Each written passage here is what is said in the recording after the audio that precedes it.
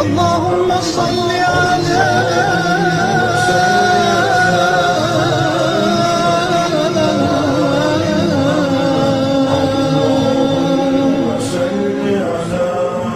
محمد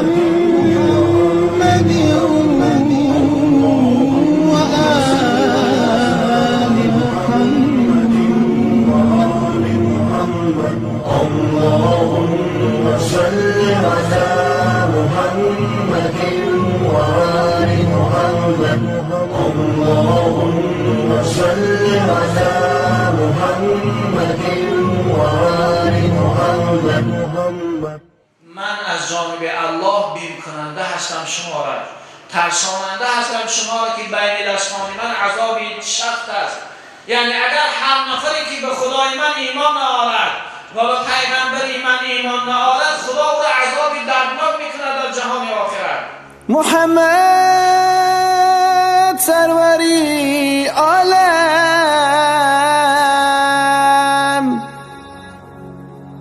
محمد بهترین آدم، محمد گهوری یکتا فرستاد از خدا بر ما. رسول گرامی صلی الله علیه و سلم اول شخص است که نزد ما و شما صفات رحمانی را کرده است، خداوند به ما و شما معرفی کرده است. پناهی مستمندان است، امیدگاهی ضعیفان است. به محمد برسان خویش را که دین همه اوست، اگر به او نرسی این کمال بولهبی است. محمد عربی که خواجه هر دو سراست، کسی که خاکی درش نیست خاک بر سری او. پناهی مستمندان است، امیدگاهی ضعیفان است. عزیزای خدا میگم بود تا زنده آن حبیبی ودود، در غم عاصیان امت بود. وقتی آخر سختی جان دید، گفت ای پروردگار عرش مجید، سختی جان اگر چنین باشد، امتانم مطیق این باشد. سختی جان امتان من، بگذار جمله را به جان من. به هر مظلوم و غمخوار است محمد، راهبری ماست.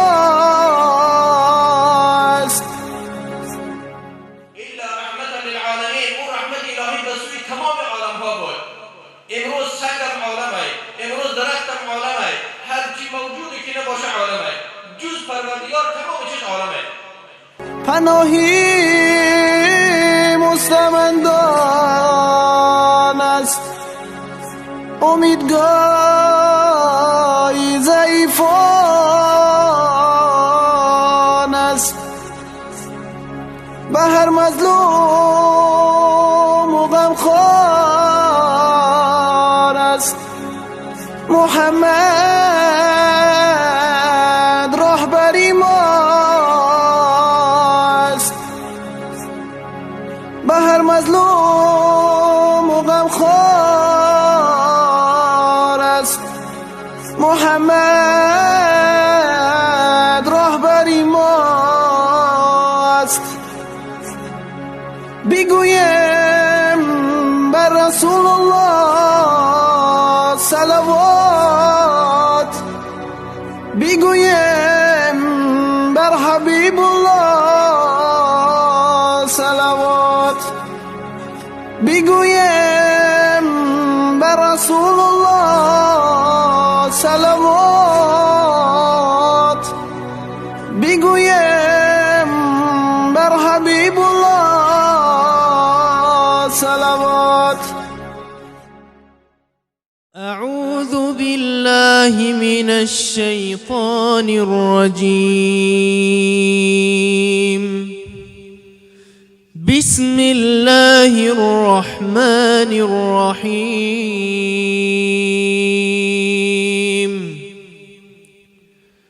يا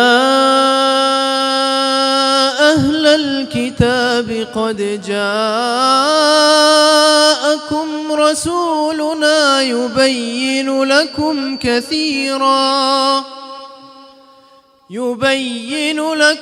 كثيرا مما كنتم تخفون من الكتاب ويعفو عن كثير. قد جاءكم من الله نور وكتاب مبين يهدي به الله من اتبع رضوانه سبل السلام ويخرجهم من الظلمات إلى النور بإذنه ويهديهم إلى صراط مستقيم. صدق الله العظيم. سبحان ربك رب العزة عما يصفون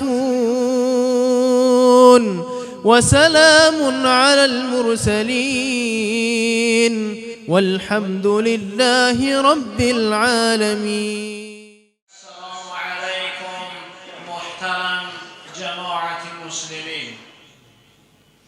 اولا همه شما برادران اهل اسلام را به این روز سید، روز جمعه، روز اجابت دعا تبریک و مبارکباد میگویم و به عوض هر قدمی که رنجه نمودید از درگاه الهی اجر جزیل را طلب دارم. و این چنین این ماه پرفیض و برکت، این ماه ربیع الاول، ماهی که حبیب خدا از کتم عدم به وجود آمد، یک ذاتی که سبب سعادت دنیا و آخرت بندگان خدا هست از کتم عدم به وجود آمد. این ماه مبارک، این ماه مولود را و در این روز سید، روز جمعه که الحمدلله ما و شما تصمیم گرفتیم تا اینکه مولود رسول اکرم صلی الله علیه و آله و سلم را قرائت کنیم و در وصف رسول اکرم صلی الله علیه و آله و سلم صحبت ها کنیم. این روز را نیز برای یکایک شما تبریک و مبارکباد میگویم و همه شما دوستان و عزیزان را، خصوصا که در این محفل ما و شما اهل قرآن و قاری های محترم حضور دارند، قدوم همه شما را مبارک میگویم و از درگاه خداوند عوض قدم های شما اجر جزیل را طلب دارم. و در واقع برادران اهل اسلام، رسول اکرم صلی الله علیه و آله و سلم بسیار ذات بزرگی هست که تمام عالم در این قائلند.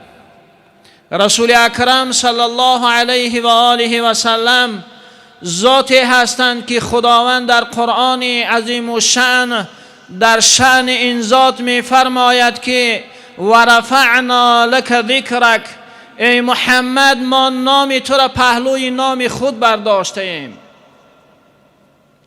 چه در اذان و اقامه است، چه در شهادت است، در خطبه های جمعه هست.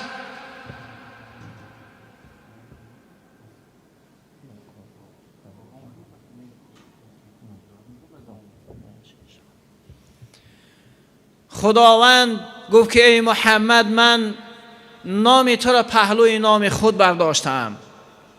خداوند در شأن حبیبش در قرآن عظیم و شأن می فرماید اعوذ بالله من الشیطان الرجیم و ما ارسلناک الا رحمتا للعالمین، و ما نفرستادیم تو را ای محمد مگر رحمت بالای عالمیان. ببینیم برادران اهل اسلام که محمد رحمت برای تمام عالمیان است، چه عالم جین است چه عالم انس است، هر عالمی که نباشد محمد رحمتا للعالمین است. چنانچه محمد را خداوند برای تمام قوم و قبایل عالم مبعوث گردانید، این چنین برای تمام عالمیان خداوند رحمت گردانید. رحمت خدا بالای تمام عالمیان است، چه اون مؤمن است و چه غیر مؤمن است. ببینیم برادران اهل اسلام که رسول اکرم صلی الله علیه و سلم نه تنها برای مؤمنان رحمت است، بلکه برای کافران نیز رحمت خدا هست، که خداوند در قرآن عظیم و شأن می فرماید که و ما کان الله لیعذبهم و انت فیهم، تا آن زمانی که ای محمد تو در بین این امت هستی خدا عذاب بالای اینها آشکارا نمی آرد. این کافرها هم نیز به برکت و رحمت وجود تو از عذاب الهی ایمن هستند. تا اون زمانی که ای محمد تو در بین قوم و قبیله هستی خدا عذاب بالای اینها آشکارا نمی آرد. سنت الهی چنین جاری شده است که وقتی که پیغمبر بین اون قوم هست خدا عذاب نازل نمی کند که از ریشه اون قوم بکند. از این رو وجود پیغمبر، حضور پیغمبر هم برای مؤمنها و هم برای غیر مؤمنها رحمت است. در دوام آیه خداوند می‌فرماید که و ما کان الله معذبهم و هم یستغفرون، و خداوند عذاب نمی کند بندگانش را و حالان که بین این بندگان نفرانی هستند که استغفار میکنند، طلب مغفرت میکنند. ببینید که مغفرت، طلب مغفرت کردن چی نزد خدا ارزشی بزرگی دارد. حضرت علی کرم الله وجهه گفتند که در عالم دو امان وجود داشت، دو چیزی بود که سبب امنیت بندگان خدا بود، یکی وجود پیغمبر، دیگر استغفار از گناه و معصیت. و این یک امنیت از بین رفت بر رفتن رسول اکرم صلی الله علیه و آله و سلم از دنیا. و امنی دیگر استغفار است. تا زمانی که بندگان خدا استغفار میکنند خدا بالای اون قوم عذاب نازل نمی کند. از این رو ببینید که خداوند گفت که و ما ارسلناک الا رحمتا للعالمین، و ما نفرستادیم تو را ای محمد مگر رحمت برای عالمیان فرستادیم. در شأن رسول اکرم صلی الله علیه و آله و سلم خداوند چندین جای قرآن بیان میکند. جای دیگر میگوید که و انک لعلی خلق عظیم، ای محمد هر آینه تو در بهترین اخلاق هستی. اخلاق رسول اکرم صلی الله علیه و سلم و آداب رسول الله این قرآن بود. سراپا رسول اکرم صلی الله علیه و سلم آداب و اخلاقشان قرآن بود. قبل از پیغمبریشان نیز بهترین آداب و اخلاق انسانیت داشتند. از این رو برادران اهل اسلام پیروی از این گونه پیغمبر برای ما و شما لازم و ضروری است. بزرگ می فرماید که خلاف پیامبر کسی ره گزید خلاف پیامبر کسی ره گزید که هرگز به منزل نخواهد رسید. مپندار سعدی که راه صفا توان رفت جز در پی مصطفی. اگر ما راه راست و درست میخواهیم، اگر راه نجات میخواهیم، تنها پی مصطفی، تنها از عقیب آن کتابی که به مصطفی نازل شد چنگ به اون بزنیم، به قرآن و سنت رسول اکرم صلی الله علیه و آله و سلم. این سعادت و نیکبختی ما و شماست که خداوند ما و شما را امتی پیغمبر آفرید که او رحمتا للعالمین است. بزرگ میگوید که گر نبودی نیکبختی بر سرم، گر نبودی نیکبختی بر سرم، نافریدی امتی پیغمبرم. این نیکبختی ما و شما هست که امتی پیغمبری آخر الزمان هستیم، امتی پیغمبری هستیم که فردای روز قیامت شفاعت امت میکند. جمعه گذشته در باب فطرت وحی بیان کردیم و آمدیم که رسول اکرم صلی الله علیه و آله و سلم را دشمنان و کافران وقتی که مدت اختلاف علما و مؤرخین است که 15 روز و یا 40 روز، قول راجح که 40 روز بعد از بارهای نخستین که بر رسول الله وحی آمد وحی منقطع شد و رسول الله خیلی غمگین شدن از این حالت و دشمنان پیغمبر و دین و شریعت اینها زبان تعرض کشادند و گفتند که محمد را خدایش ترک کرده است و او را دشمن گرفته است و به او نه وحی میفرستد و با او صحبت نمی کند. این چنین یکی از دشمنی رسول اکرم صلی الله علیه و آله و سلم ام جمیل که همسر ابو لهب زنی عمکی رسول اکرم صلی الله علیه و آله و سلم بود، چنین سخنهای ناسزا می گفت. خداوند آیه قرآنی نازل کرد سوره ضحی: اعوذ بالله من الشیطان الرجیم والضحى واللیل اذا سجى. قسم به ضحی، قسم به روز، به اول روز. ضحی را مفسرین اولی روز، ابتدای روز میگویند و یا چندین معناهای دیگر میکنند که ضحی همان وقتی است که خدا با موسی علیه السلام سخن گفت. ضحی انا همان وقتی از روز هست که ساحران فرعون سر به سجده الهی گذاشتند. وقتی که معجزه موسی علیه السلام را دیدند سر به سجده الهی گذاشتند. خداوند قسم به روز میخورد و قسم به شب هر وقتا که بپوشاند به تاریکیش.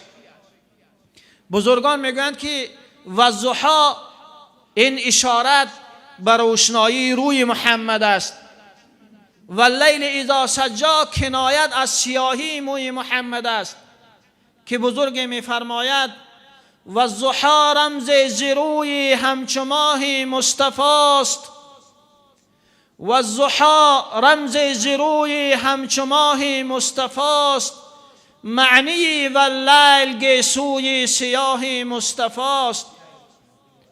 ما ودعک ربک و ما قلا.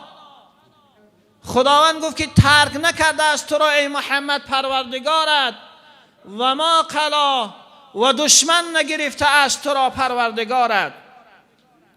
رد سخن دشمنان پیغمبر که می گفتند خدای محمد را دشمن گرفته است و او را ترک کرده است، با او صحبت نمی کند. رد سخن اینها خدا گفت که ما ودعک ربک و ما قلا. ای محمد تو را پروردگار را ترک نکرده است و دشمن نگرفته است. وللآخرة خیر لک من الاولی. و هر آینه جهان آخرت بهتر است برای تو از دنیا. قبلا به پیغمبر خدا دانانده شد که ای محمد با دست امتی تو فتوحات زیاد می شود، چقدر مملکت های ابر قدرت همه شکست می خورند و فتح اسلام می شوند. رسول الله خیلی خوشحال شدند. خداوند گفت که وللآخرة خیر لک من الاولی. ای محمد هر آینه جهان آخرت با از این دیده نعمت های زیاد بر تو عطا می کنیم که تو برای تو بهتر است. وللآخرة خیر لک من الاولی، جهان آخرت برای تو از این جهان دنیا بهتر است. و یا اینکه مراد از آخرت برای تو از دنیا بهتر است این است که از این ابتدای حیاتت که چقدر نصرت ها دادیم، انتهای حیاتت برای تو بهتر است که عالم به برکت تو اسلام آرند، تمام عالم با نور اسلام منور می شود. ولسوف یعطیک ربک فترضی، خدا که زود است ای محمد تو را عطا و بخشش های زیاد میکنیم که تو از ما راضی میشوی، از خدای خود راضی میشوی. زمانی که این آیه کریمه نازل شد، رسول اکرم صلی الله علیه و آله و سلم گفتند اذن لا ارضى و واحد من امتی فی النار، این هنگام من راضی نمیشوم و حالان که یک امتی من اگر در آتش دوزخ باشد. مهربانی این پیغمبر رو ببینید، همیشه در یاد ما و شما امت بود، به خاطر ما و شما امت چقدر جان نثاری ها کردند، چقدر آزار و اذیت ها را تحمل کردند.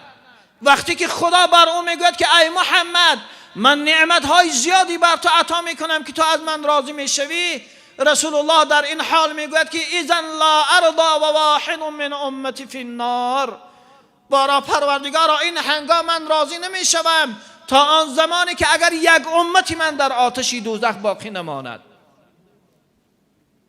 امام محمد باقر رضی الله عنه میگوید که ای اهل عراق، شما میگوید که امیدوارترین آیه قرآنی لا تقنطوا من رحمت الله است، که شما از رحمت الله ناامید نشوید.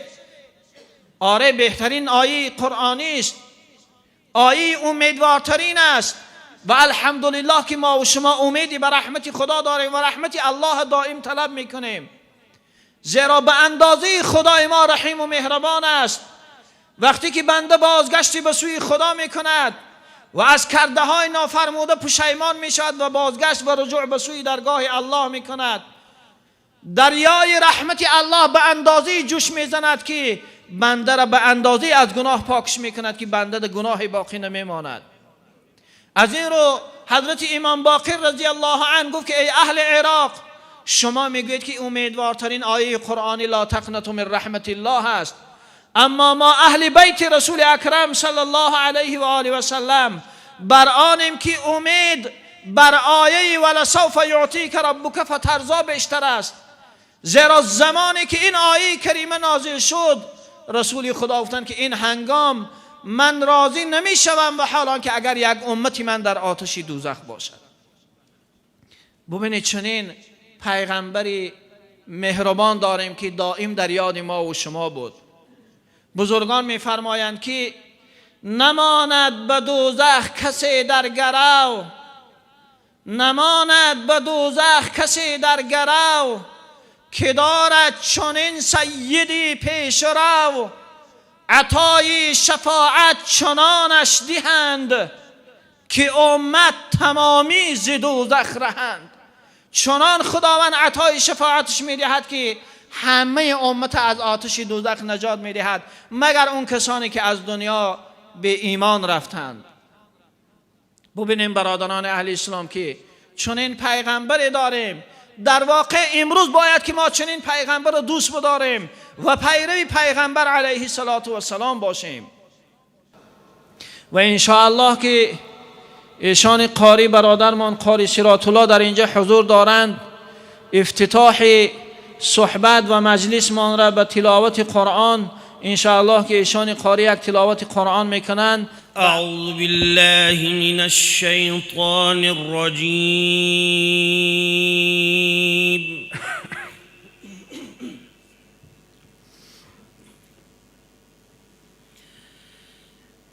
بسم الله الرحمن الرحیم.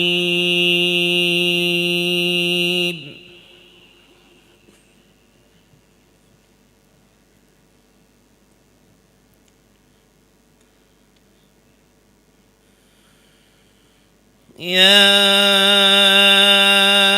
أيها الذين آمنوا واتقوا الله ولتنظر نفس ما قدمت لغد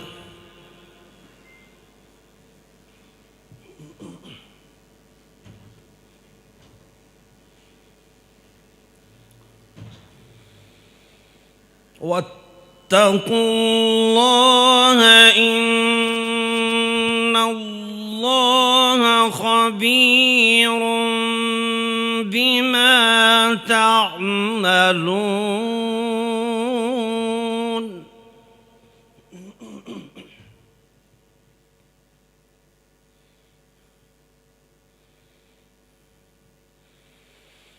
ولا تكونوا كالذين نسوا الله فأنساهم أنفسهم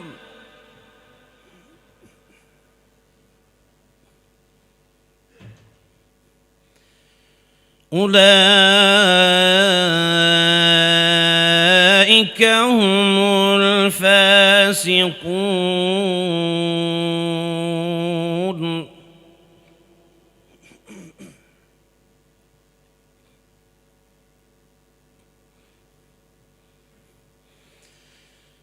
لا يستوي أصحاب النار وأصحاب الجنة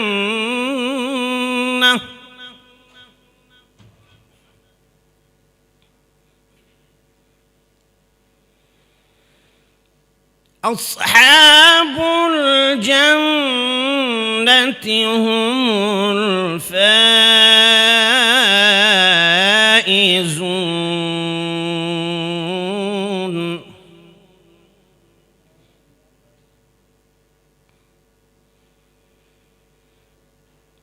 أصحاب الجنة هم الفائزون.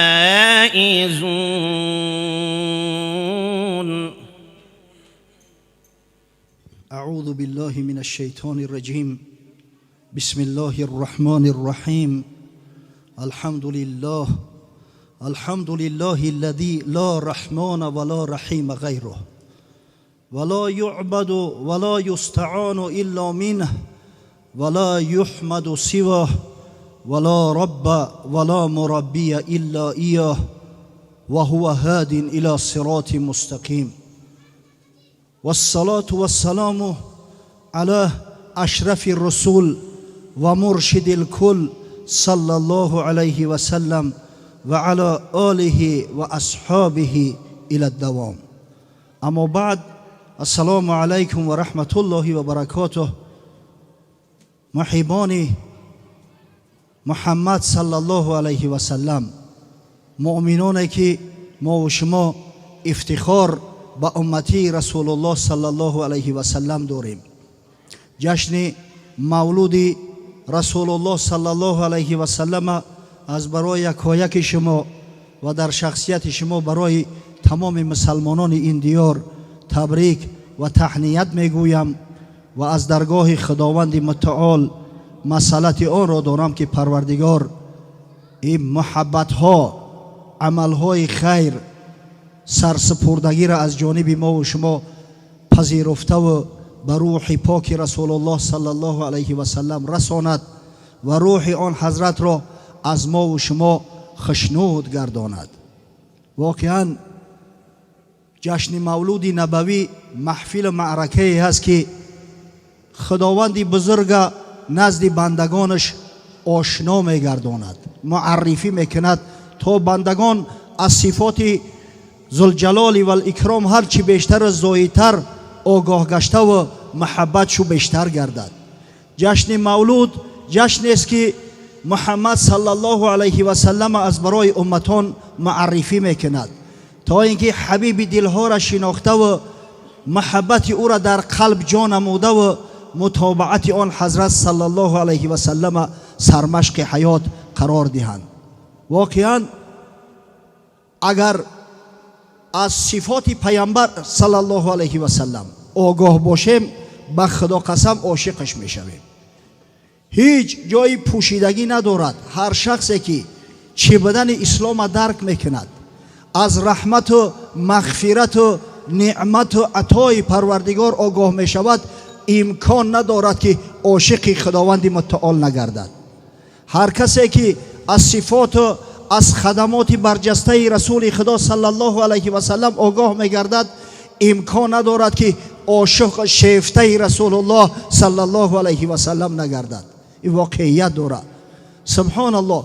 وقتی که هر نفر باشه، خواه مؤمن باشه خواه مشرک باشه، وقتی که صفات رحمت پروردگار حضرت خداوندی جل جلاله در نزدش کرده می شود، دلش آب می خورد. اگر خداوند هدایتش کرده باشد ایمان می آورد.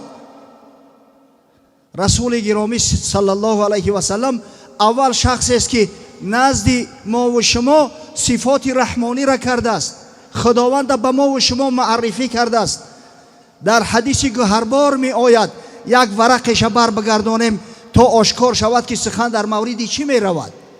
حضرت ابو هریره راوی امت اسلامی برای ما و شما از پیامبر محبوب صلی الله علیه و سلم حدیث را روایت می نمایند که پیامبر بزرگ فرمود: این رجلین ممن دخل النار اشتد سیاحهما. دو مرد از اهل دوزخ، او کسایی که در دنیا سرکش بدن، مطیع نبودن، او کسایی که دست به فسق فساد می زدن و به امر پروردگار در دوزخ انداخته بدن، صدای گریه و ناله شو میگه بسیار بلند می شود. به علم به درد ناله و گریه میکنن.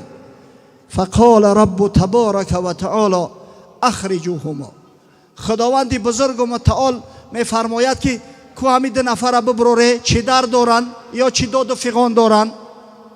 وقتی خارجشان کردن، حضرت خداوندی میگه از اونا سوال میکند: لای شیء اشتد سیاحکما. چرا اینقدر صداتو بلند شد؟ آخه مادام که صبر عذاب و عقوبت نداشتید، بدبختا چرا دست به فسق فساد زدید؟ چرا از راه حق منحرف شدید؟ چرا گریه و فیغان داره؟ گفتن فعلنا ذلک لترحمنا. پروردگارا با او خاطر گریه و فیغان میکنیم که تو ما را بآمرزی، رحمت و مغفرت کنی. رحمت تو به انتهاست پروردگار. امید داریم که ما را از آتش جانسوز جهنم نجات بخشی. حضرت خداوندی در جواب میگفته است: این رحمتی لکما ان تنطلقا فتلقیا انفسکما حیث کنتما من النار. رحمتی من میخواهید؟ امروز رحمتی من نسبت شما آن است که الحال هر قفا می روید و از همون جایی که برآمده با سرکی میپرید در قعر جهنم، با در همون دوزخ تان می اندازه. برای شما دیگر چاره دیگر نیست. رسول گرامی صلی الله علیه و سلم روایت میکند: فینطلقان فیلقی احدهما نفسه. میگه آمدن سرکاشو خم، آبای دیدهشو در رخساره ها جاری، یک نفرش میگه در حال خودش انداخت. از بس که الکی عذاب و مشقت و دهشت نافرمانی را چشیده بود، دیگر وقتی که خداوند امر کرد که باز روید و در همون دوزخ پرید، به یگان استحاله میگه آمده خودش انداخت. فیجعلها علیه بردا و سلام. وقتی خداوند بزرگ میبینه سرسپردگی او بنده را و میبینه که فرمان خدا را در حال اجرا کرد، میگه همون منطقه و همون موضعی را که اون مرد خودش انداخته بود در داخل دوزخ، به یک مکان خوش و به یک گلشن مبدل گردان، همچنانه که آتش نمرود از برای ابراهیم علیه السلام گلشن گردانده بود. یا جای سرد، جای نعمت گرداندش. و یقوم الاخر فلا یلقی نفسه. اون نفر دیگه‌اش میگه در همون قعر دوزخ، در بالای دوزخ ایستاده است، دو دیله میشوه، جرأت نمیکنه در همون لبی چیز گردنکش کج میایسته. حضرت خداوندی با صداش میکنه: ما منعک ان تلقی نفسک کما القی صاحبک. ای بنده گفت تو چرا نپریدی؟ آخه من شما را فرمان دادم و رفیقت کو پرید، تو چرا ایستاده در اینجا در لبی در لب دوزخ. میگه با آب دیده، با ناله، با حزن با خداوند مراجعت کرد. گفت یا ربی اینی لارجو الله تعیدنی فیها بعد ما اخرجتنی. پروردگارا من امید میکشم که بعد اون که از دوزخ بیرونم کردی دیگه بر نگردونیم، همه خیل گناه ما ببخشی. حضرت پروردگار میگفت است لک رجاؤک، مادام که امیدت همین باشه از پروردگار پس به امیدت رسیدی، من ترا از آتش جهنم نجات دادم. فیدخلان الجنة برحمت الله تعالی. و هر رفیقی که در دوزخ می سوختن هر دش میگه به امر پروردگار وارد جنت کرده شدند. سبحان الله. آخی وقت این صفت پروردگار در نزد ما و شما میگویند از زبان پاک رسول الله صلی الله علیه و سلم میشنویم، چگونه شیفته و شیدای الله ذوالجلال نشویم؟ چه جای مؤمنا به خدا قسم همین مشرکا به طریق باید شاید اگر الله شناسن همش ایمان میارن، همش رو به اسلام میکنن. خدا رحمت کنه شیخ عطار نیشاپوری را قصه میکند. غازی از کافر بس سرفراز خواست مهلت تا که بگذارد نماز. میگه جنگی تنبتن میرفت بین یک مسلمان و یک کافر، هر دو پهلوان. جنگای پیش با تفنگ نبود، جنگای پیش با شمشیر سینام بود. اگر به شرطی که در رقیبی هم تنگ ور میخوردن کار به درجه میرسید که چند شبانه روز جنگ شو دوام میکرد. یک روز تا بیگاه جنگ میکردن با میگفتن که صحبت باقی با پگاه دوام میتیم. وقتی که در شمشیر زنی هر دش یک مهارت داشته باشن جنگ خیلی دراز مدت میروه. خیلی جنگیدن به هم وقتی نماز شد مسلمان با مشرک گفت که اجازت میتی که من عبادت خدا را کنم، این نماز برای ما مسلمانان فرضی وقتی است، وقتش رسیده است. و او مشرک هم رخصتش داد، گفت برا نماز تا بخون با بیا انشالله دوام میتیم. چون بشد غازیش کرد باز آمد جنگ هر دم بهش کرد. مسلمان رفت نماز خواند.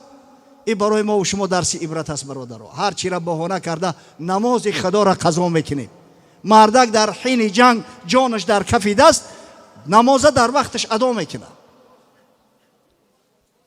نماز میگه وقتی غازی خواند آمد باز الله اکبر گفته جنگ دوام داد. بعد کافر را نماز زان خیش مهل خواست او نیز بیرون شد زی پیش. گوشه بگزید کافر پاکتر پس نهاد او سوی بد بر خاک سر. همو مشرکا و کافران هم یک عبادت دارن بخچو چیزی را عبادت میکنن. شاید بت عبادت کنن، شاید آتش عبادت کنن، شاید گاو و خره عبادت کنن. میگه این مشرک هم وقتی همه عبادتش که رسید گفت جورا که ترا منم مهلت بتیده منم عبادت ما انجام بتم. و وقتی رخصت گرفت از جای پاکیزه و تازه تر یافته سرش در نزد همه بتش میگه گذاشت. غازیش چون دید سر بر خاک راه گفت نصرت یافتم این جایگاه. غازی نگاه کرد که کافر سرش در خاک مونده است، گردنکش کج همین آماده به مرگ است که گفت خدا داد. این خیلی مومنت دیگه هیچ وقت نمیو. خدا داد دستم. خواست تا تیغ زند او را نهان، شمشیر کشید آزاد از کفا اومد. غازی گفت میزنم سرش از بدنش جدا میکنه به همین جانم خلاص. کی میدونه آخر این جنگ چی بشه؟ خداوند همین امکان برام داد است که استفادهش برام. خواست تا تیغ زند بر وی نهان، هاتفش آواز داد از آسمان. ای و اوف العهد بر ناخوانده، گشته کج بر عهد خود نامانده. چون نکویی کرد کافر پیش از این، نوجوان مردی مکن تو بیش از این. همین او قصدی ضربه زدن داشت که یک صدای میگه از آسمان آمد در گوشش که ناشگرید شود توار غازی را که تو مسلمانی مگر سخن پروردگار و امر پروردگار را فراموش کردی. و اوفو بالعهد این العهد کان مسئولا. با عهد وفاداری کنه ای بنده های خدا. فردا روز قیامت از این عهد و پیمان شما پرسیده می شود. او وقتی که یک کافر جوان مردی کرد در قولش استوار ایستاد، تو چرا نامردی میکنی؟ ناجوان مردی مکن تو بیش از این. او نکویی کرده تو بد میکنی، با کسان آن کن که با خود میکنی. ای مسلمان نامسلم آمدی، در وفا از کافر کم آمدی. حیفی مسلمانیت گفت. نخود در عهد و وفاداری تو قد یک کافر نباشی. همون کافر وفا کرد، تو میخواهی که عهد بشکنی؟ رفت غازی زین سخن از جای خیش، در عرق گم دید سر تا پای خیش. بیچاره غازی را لرزه گرفت. وقتی صدا را ای عثمان شنید تلخش کفت دیگه در لرزه و در گریه افتاد. کافرش چندید حیران مانده، تیغ اندر دست گریان مانده. گفت گریان از چی؟ کافر گشت نگاه کرد که در بالای سرش مسلمان با شمشیری برهنه ایستاده است گریه داره. گفت گریان از چی؟ برگفت راست که این زمان کردند از من بازخواست، بیوفا گفتند از بحری تو هم، این چنین نالان من از قهری تو هم. گفت خانه سوخته برای تو گریه میکنم، از روی تو بدبخت خداوند متعال بیوفام گفت تو به عهدت وفا نمیکنی، تنبیه و مذمتم کرد. گوش کرد این قصه کافر آشکار، نعره زد بعد از آن بگریست زار. گفت جباره که با محبوب خیش، از برای دشمن مغضوب خیش، از وفاداری کنه چندین خطاب، بے وفایی چون کنم من بی حساب. پروردگاره که گفت با یک محبوب خودش، با یک غازی راه خدا، به خاطر یک کافر اینقدر عتاب میکند، اینقدر سختگیری میکند. مرگی من که بندگی خدا را دعوا کنم و عبادت خدا را نکنم، در پیش بتها سجده کنم. عرضه کن اسلام تا دین آورم، شرک سوزم شرع آیین آورم. برادر گفت اسلام عرضه کن، چی نو مسلمان شوم؟ کلمه را عرضه کن منم مسلمان میشم. ای دریغ بر دلم بنده چنین، بی خبر من از خداوند چنین. سبحان الله. اگر به شرط هر کدام ما و شما از نکویی پروردگار، از رحمت پروردگار، از عطای خداوندی به طریق کامل واقف شویم، به خدا قسم همه شیفته و شیدای خداوند میشیم. همچنین محفل مولود نبوی مکان است که معرفی رسول الله صلی الله علیه و سلم در نزد امتان کرده می شود. قسم به خدای جبار، اگر شبانه روزی در یک شبانه روز 24 ساعت شکرگزاری نعمت الله کنیم، فقط شکرانه آنه که ما و شما را امت رسول الله صلی الله علیه و سلم خداوند خلق کرده است انجام داده نمیتونیم. هرگز. یک پیامبری مهربانه که زندگیش هم برای ما مایه خیر رحمت بود، حتی همین وفاتش هم برای ما و شما مایه خیر رحمت است. حضرت رسول الله صلی الله علیه و سلم در حدیثی که امام بزار روایتش کرده است با اسناد جید، با روایت از عبدالله ابن مسعود رضی الله تعالی عنه، حضرت میفرماید حیات خیر لکم و موت خیر لکم.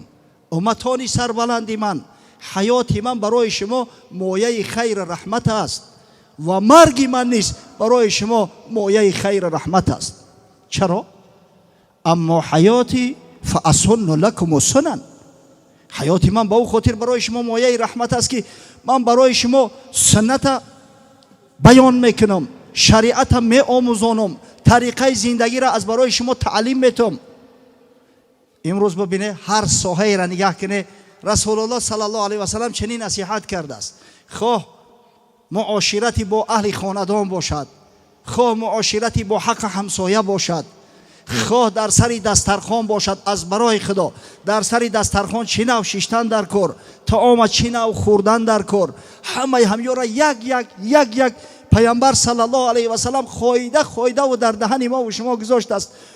البته که حیات رسول الله صلی الله علیه و سلم برای ما مایه خیر و رحمت است.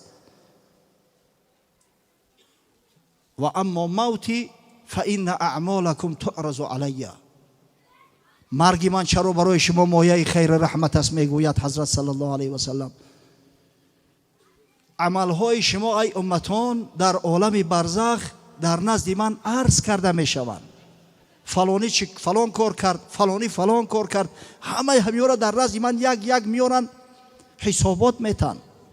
فما رأیت منها حسنا حمیدت الله علیه. اگر دیدم که عملی خوب است، عملی نیک است، مرد مسلمان همت کرده است، مثل برادر ایشان اسلام الدین خدا برکتش بده، مردی مسلمان خدمت میکنه مثل ایشان وایسیدین خادما که امروز خدمت ما و شما را کرده است. مردی مسلمان در محفل خیر نشسته و ذکر خداوند و پند نصایح پیامبر صلی الله علیه و سلم گوش کرده است. اگر گفت از این چیزا وقتی واقف شدم شکرانه خدا میکنم، حمد خدا را میگم که پروردگار خیر ملت سربلند و امتی سربلند نصیب من گردانده است. و ما رأیت منها سیئا استغفرت الله لكم. اما اگر دیدم که یگان امت کاری ناجا کرده است، کاری ناخوب کرده است، کسی را رنجانده است، غیبت کسی را در غایبش کرده است، عملی کرده است که عمل شنیع است، پیش خداوند متعال میگه طلب استغفار میکنم که پروردگارا همه یکی از امتهای من است، خطا کرده است، خدایا تو ببخش، تو غفور و رحیم هستی، پروردگارا ببخش. حتی در عالم برزخ رسول اکرم صلی الله علیه و سلم طلب استغفار کمبودی و نقصان ما و شما را میکرده است. بله، چه غم دیواری امت را که دارد چند تا پشتیبان، چه باک از موج بحران را که باشد نوح کشتیبان. اما مرد مؤمن باید یک ذره اندیشه کند که او وقتی که عملها را پیش پیامبر صلی الله علیه و سلم عرض میکنند، همه کمبودی و نقصانایی که در زندگی همه روزه ما جا داره، آخه شرم نمیداری فردا روز قیامت با کدام چشم به پیامبر صلی الله علیه و سلم نظر میکنی؟ نزد حضرت بگذار که حضرت رحمت عالمیان است، بگذار که پیش پروردگار طلب مغفرت میکنه. اما وقتی که شخص گناهگار است، رفتار ناجا و شنیع کرد، عیب داغش در اسلام ماند، فردا روز قیامت با کدام رو میره که یا رسول الله من طلب شفاعتی تر دارم، یا رسول الله من امتی تر هستم؟ شرم نمیداری؟ خجالت نمیکشی؟ گیرم که به عوف در گذارد همه را، آن شرم که دیده از چی کردم چی کنم میگه بزرگ. برای برادرای عزیز، هر وقت کار میکنیم خوب اندیشه کنید، از همین کار ما الله آگاه است، از این کار ما رسول الله صلی الله علیه و سلم آگاه کرده می شود. این خبر به حضرت میرسونند. آخه مرگ من که فردا روز قیامت در پیش چی میگم؟ بالفرض مردم ندیدن پوشیده کردم، اما آخه از خدا پوشیدش نمی شود، حتما نزد رسول خدا صلی الله علیه و سلم عرض کرده می شود. و بسیار خواهش میکنم برادرای عزیز، چیزی را شنیدیم به اهل خاندانمون برسانیم، به فرزندا برسانیم. و مردی مسلمانی واقعی دائم فرزندش تاکید میکنه بچه جان من برای تعلیم تربیت سعی تلاش میکنم، کار نکنی که پگه در پیش پیامبر صلی الله علیه و سلم من خجالت زده بشم، کار نکنی که برای شرمنده و رسوا کنی. زیرا حضرت گفت کلکم مسئول عن رعیتی، کلکم راع و کلکم مسئول عن رعیتی. هر کدام شما پدرای محترم، شما چوپان و پاسبان هستی و فرد و مسئول هستی در پیش خدا و پیغمبر. از رعیتت پرسیده میشوی، از رفتار و کردار فرزندات پرسیده میشوی، از رفتار و کردار خاندانت پرسیده میشوی. مرد مسلمانی واقعی همیشه همین را باید به فرزندا تاکید کنه. در همین صورت امکان داره که فرزند صالح قابل نامبردار انشاءالله تربیه یافته و به کمال برسد. حضرت دوم محمد الله الحل صحبت میکرد از اقبال لاهوری، خیلی از مولانا اقبال لاهوری خیلی سخنهای بسیار با مورد زیبا و شیرین نقل کرد. همه علامه اقبال لاهوری خود به خود اقبال نشده است. خداوند برای اقبال پدری صالح مادری صالحه را داده بود، سعی تلاش میکردن که فرزند مسلمان به کمال برسه که الحمدلله رب العالمین امروز اقبال میگیم. ببینه دیلمو میکشاید، امروز اقبال میگیم، افتخار میکنیم که محمد اقبال لاهوری به زبان مادری ما شعر گفته است، اگر چند در هندوستان زندگی میکرد. حضرت یک قصه ترجمه حالی دارد. قصه میکند که سائل مثل قضای مبرم بر در ما زد صدای پیهم، از غضب چوب شکستم بر سرش، حاصل دریوزه افتاد از برش. یک گدا میگه یک تلبنده آمد میگه داری خانه ما را سحر بر وقت کوفتن گرفت، نه خواب قیلوله‌ام برده بود، اومد زد ای خواب بیدارم کرد. از بس که جوان بودم، جوان خیلی کنترل کردن نمیتونه، با خشم غضب اومدم، میگم یک چوب گرفتم در سرش زدم، یک عصا سر شکافوندم. عقل در آغاز ایام شباب می نبشناسد ثواب از ناثواب. از مزاج من پدر افسرده گشت، لاله‌زاری چهرهش آزرده گشت. از مزاج من پدر آزرده گشت، لاله‌زاری چهرهش افسرده گشت. گفت فردا امتی خیر الرسول جمع گردد پیش آن مولای کل. میگه وقتی پدر رفتاری مرا دید چنان آزرده شد مسافد، فریادم کرد بچه جان اینجا بیا. فردا روز قیامت امتان محمد صلی الله علیه و سلم در اطراف مولا جمع شوند. غازیان ملت بیضای او، حافظان حکمت رعنای او، هم شهیدان که دین را حجتند، مثل انجم از برای امتند. زاهدان و عاشقان دلفگار، عالمان و عاصیان شرمسار، از هر جانب میگه امتان محمد صلی الله علیه و سلم نزد حضرت میآیند، همه به امید طلب شفاعت. یک طرف عالما، یک طرف قاری ها، یک طرف زاهد ها، یک طرف بعض گناهکارا با خجالت شرمساری و گردن کج. در میان انجمن گردد بلند ناله های این گدای دردمند. همون وقت این همی گدایی که تو زدی سر شکافاندی نزد پیامبر صلی الله علیه و سلم بروی و بگه که یا رسول الله، این همی شیخی ریش سفید ابیض الشعر فرزندی خچ تربیه کرده نتونست، امروز به گردنی بلند ایستاده است و فرزندش زد سری من به یگان گناه کفان. در میان انجمن گردد بلند ناله های آن گدای دردمند. ای صراطت مشکل از بی مرکبی، من چی گویم چون مرا پرسد نبی. خداوند گفت گذشتن پول صراط برات مشکل بگردونه که اگر حبیب خدا از من سوال کنه من در جوابش چی میگم.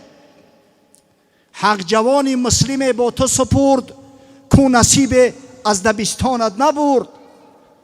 است این یک کاری آسان هم نشد، یعنی این انبار گل آدم نشد. مردم قوم و ملت ها را حضرت بگه تربیه میکنن، قوم ها را تعلیم تربیه میتن. است خورترین کاری حتی واقع نشد. همین فرزندی تو یک خاکی خنک بود، هم تا یک خلطه خاک ماند. اندک اندیش یاد داره پسر، اجتماع امت خیر البشر.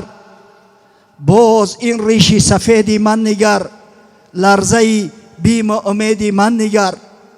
بچه جان گفت هر وقت کاری را میکنی پیش از انجام دادن کار اول خوب اندیشه کن که فردا حتما همین روز میشوه، همه در اطراف محمد صلی الله علیه و سلم جمع میاییم و همه در اوجه در خجالت میمونه کسایی که مثل تو عملهای ناهنجار کرده باشه. آخی من از یگان فایده و منفعت تا الحال ندیدم، لااقل خاطر ریشی سفیدم همین لرزه بیم امیدم همین کارای ناجور نکن، از خدا بترس. با پدر این جوری نازیبا مکن، پیش مولا بنده را رسوا مکن. الله اکبر. خدا کنه که ما و شما را من همیخیل پدر باشیم، خدا کنه که ما و شما را من همیخیل فرزندا را نصیحت کنیم، انشالله جامعه دیگرگون می شود. مرشد رومی چه خوش فرموده است، اون که یم در قطره اش آسوده است، مکسل از پندی رسول ایام خیش، تکیه کم کن بر فن و برگام خیش. از مقام او اگر دوری استی، از میان امت ما نیستی. هشتا در سرت بگی بنده خدا دعوای امتی میکنی، اگر تا از مقام محمد صلی الله علیه و سلم دور باشی، اگر بس سنت پیامبر صلی الله علیه و سلم آراسته کی نباشی، تا از میان امت ما نیستی. لست منی گویدت مولای ما، وای ما ای وای ما ای وای ما. خدا کنه که ما و شما فردا روز قیامت الصلاة و السلام علیک یا رسول الله بگیم، وای ما نگیم.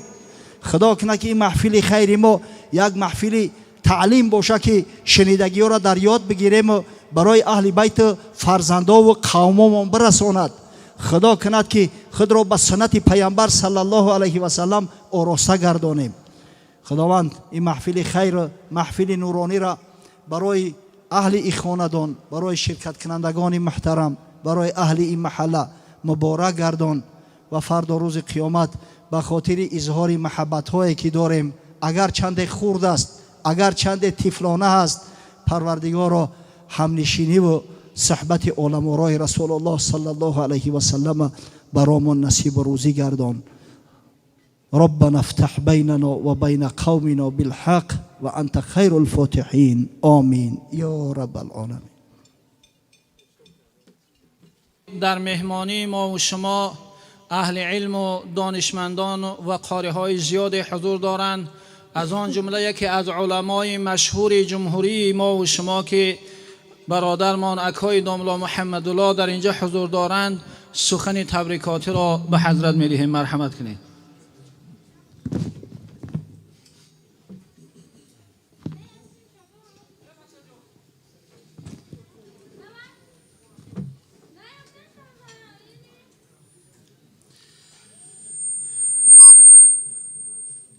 نحمده ونستعينه ونستغفره ونعوذ بالله من شرور أنفسنا ومن سيئات أعمالنا. من يهده الله فلا مضل له ومن يضلل فلا هادي له. والصلاة والسلام على رسوله محمد وعلى آله وأصحابه وأزواجه وذرياته وأهل بيته وسلم.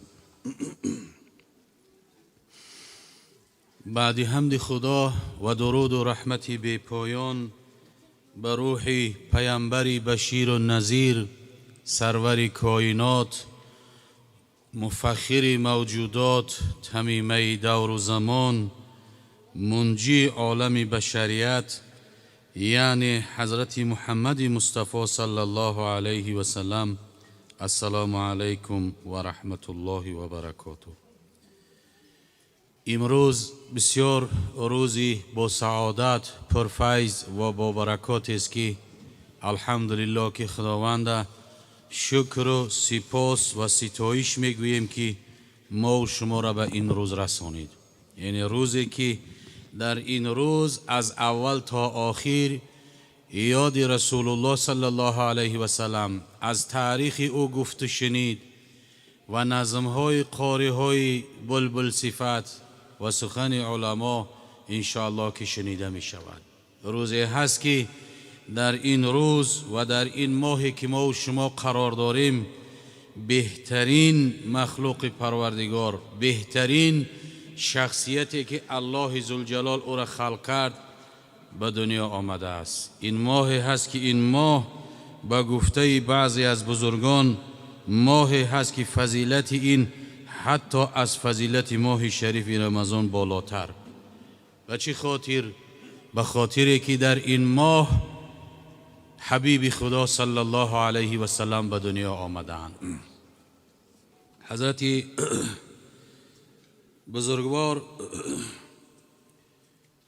در این باب حضرت مولوی می فرمود: سوره و لیل دیدم وصف گیسوی شماست، و ضحی خواندم سراسر نسخه روی شماست. پایه پایه تا به سوی قاب و قوسین آمدم، چون نظر کردم صفات طاق ابروی شماست. حرف حرف سوره یوسف رو خواندم شب، ذره از آفتاب حسن دلجوی شماست.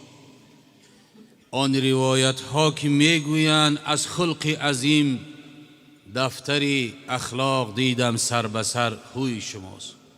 البته که پیامبر صلی الله علیه و سلم یاد کردن او، صلوات بر روح او فرستادن، اینا چی هستند؟ همه عبادت هستند.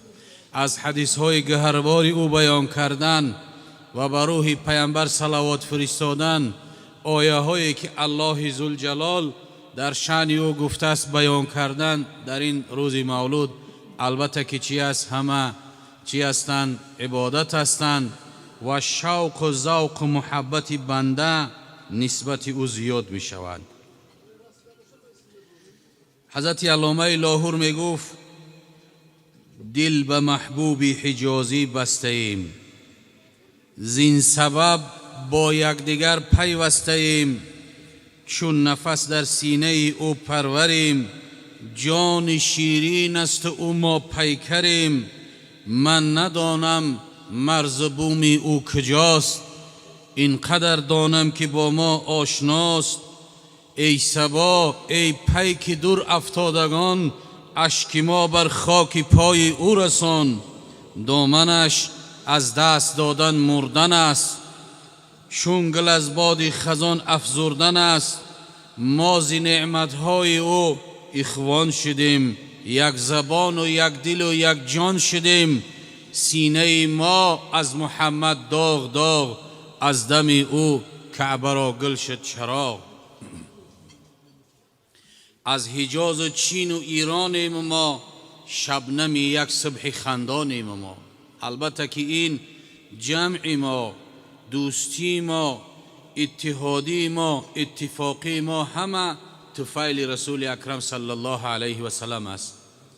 حضرت ثوبان رضی الله تعالی عنه صحابه پیامبر مولای رسول الله صلی الله علیه و سلم بیان میکند که خب چند وقت پیامبر صلی الله علیه و سلم ندید و بیاد پیامبر صلی الله علیه و سلم بسیار رنگ و روش تغییر یافت. بعد از آن وقتی که حبیب خدا صلی الله علیه و سلم ثوبان دید رنگ و رو تغییر یافته، تغیرت لونه، لونش الکی تغییر یافتگی بود، رنگش و بسیار لاغر شدگی بود.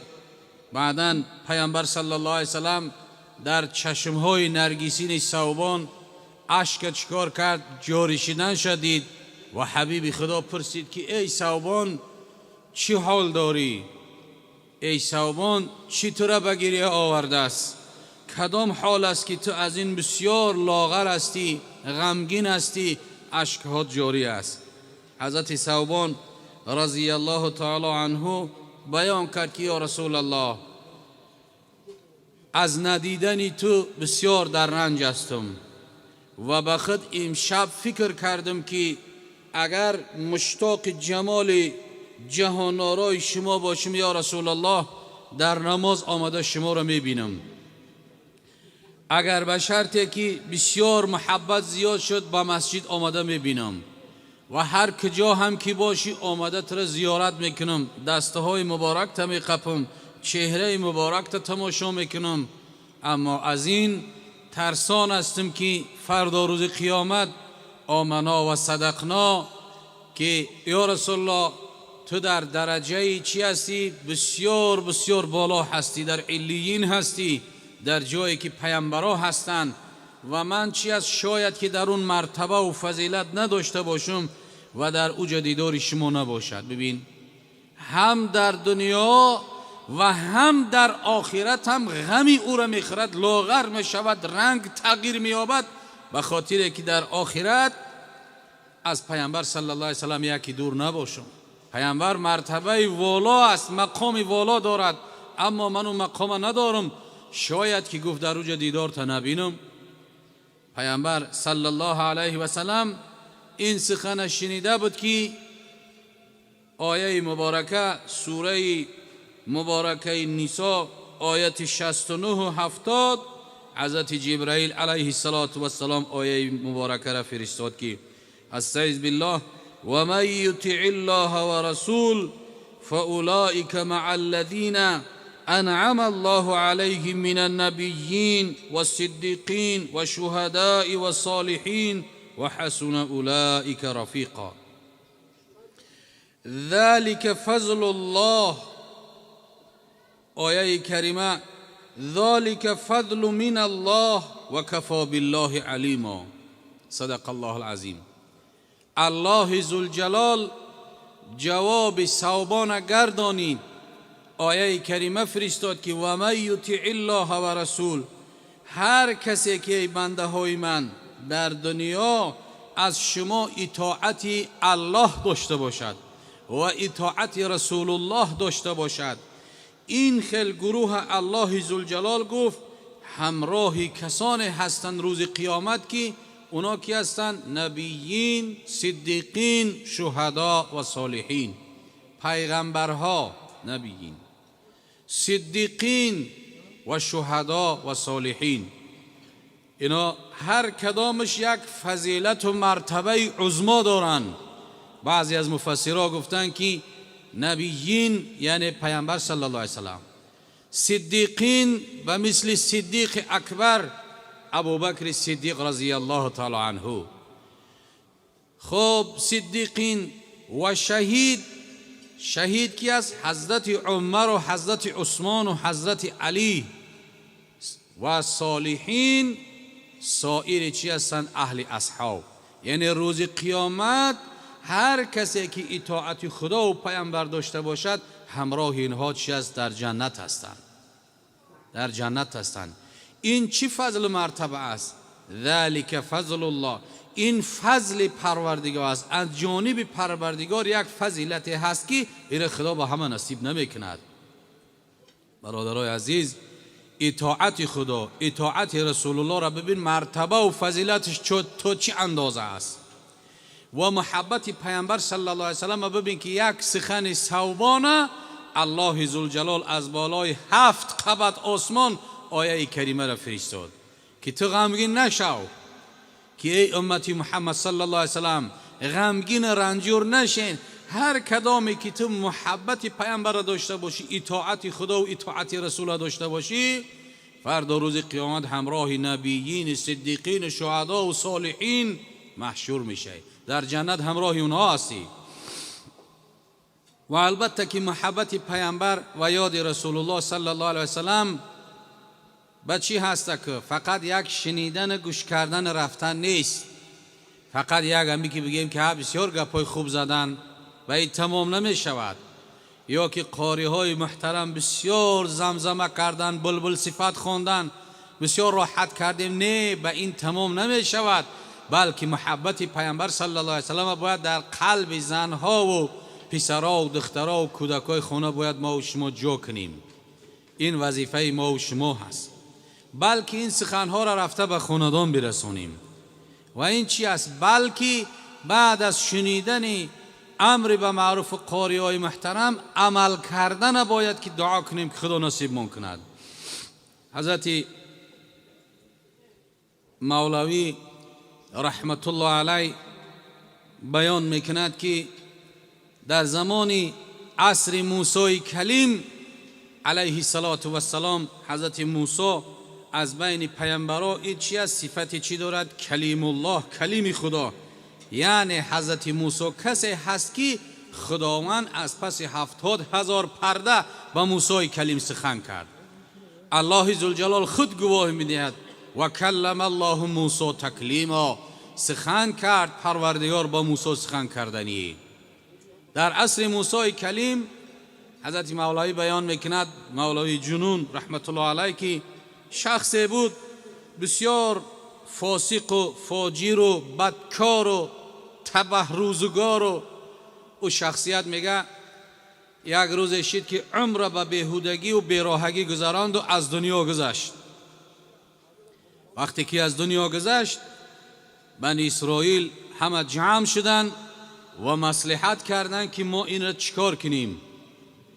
همه با خلاصه آمدن در حضور موسی کلیم علیه السلام که بعضی از بنده ها گفتن که ایرا نمیشویم چون که به شستنم نمی ارزد.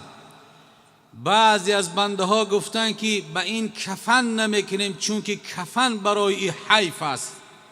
بعضی گفتن جنازه نمی خونیم که جنازه هم برای این حیف است که از ابتدا تا اخیر عمر به فسق فجور گذرانده است. در همین گفتگزار بودن که الله ذوالجلال بی کام و بی زبان، بی حرف و بی آواز جبرائیل امین فرستاد بر موسی کلیم و حکم خودش به حضرت جبرائیل گفت که بر به پیامبر برسان. وقتی که حضرت جبرائیل علیه السلام آمد به حضرت موسی گفت که ای موسی الله یقرأک السلام، خدا بر تو سلام میخواند و خداوند بر تو امر میکند که بنده مرا کسی به خوری نظر نکند، بلکه ای بنده مرا بشوین، کفن کنین و پیامبر حضرت موسی کلیم جنازه شو بخوانه و به خانه قبر بسپرین مثل دیگر مسلمان های بهترین. وقتی که حکم از جانب خدا از دیگر تمام کرد، حضرت موسی امر کرد اون شخص فاسق فاجر را شستند، کفن کردند. پیامبر علیه السلام هم موسی کلیم جنازه شخوان و به خانه قبر او را سپردند. بعد از دفن او حضرت موسی دورتر رفت و به خداوند راز و نیاز کرد و مناجات کرد و دعا کرد که خدایا این چی حکمت است.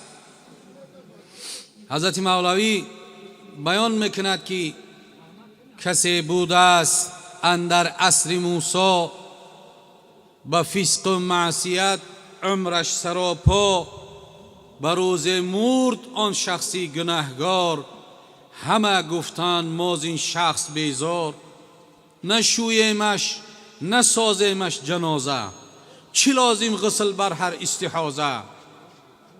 بشد حیران کلیم الله زن حال، رسانید جبرائیلش وحی در حال که ای موسی بشد فرمانی باری، نبیند بنده ام را کس بخاری، به اعزازی تمام و رسم اسلام، به خوبی دفن کن زودش سرانجام. حکم شد که یکی را به اعزاز تمام عزت اسلامی قطعی بشوین، کفن کنین، جنازه بخونین و دفن کنین. حضرت موسی حیران شد.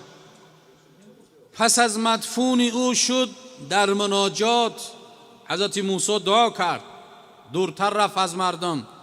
پس از مدفون او شد در مناجات که ای حاجت براری اهل حاجات، چه حکمت بود فاسق را بخواندی، ز ابر لطف بارانش چکاندی. حضرت موسی دعا کرد که خدا چه حکمت است که باران لطف بر این شخصیت ریزاندی، ز ابر لطف بارانش چکاندی. بگفت ای زید الله ذوالجلال در جواب موسی کلیم گفت، بگفت ای زید که آن بنده گناهگار، فزون بود گرچه جرمش از خس و خار، به روزه از قضای آسمانی بشد مشغول در تورات خوانی، نظر انداخت بر اسم محمد صلی الله علیه وسلم، زی بوسه زی شفقت بوسه زد از نام احمد، به حق بوسه نام پیامبر گذشتم جمله عصیانش سراسر. یعنی به حرمتی یک بوسه که در تورات نام پیامبر دید، همون فاسق و نام پیامبر بوسه زد، تمام گناه و سهو و خطاش خداوند گفت بخشیدم. بعدا در دوام از نام خداوند حضرت مولوی بیان میکند که حبیبم را کسی که دوست دارد، کجا مالک ورا دوزخ درآرد.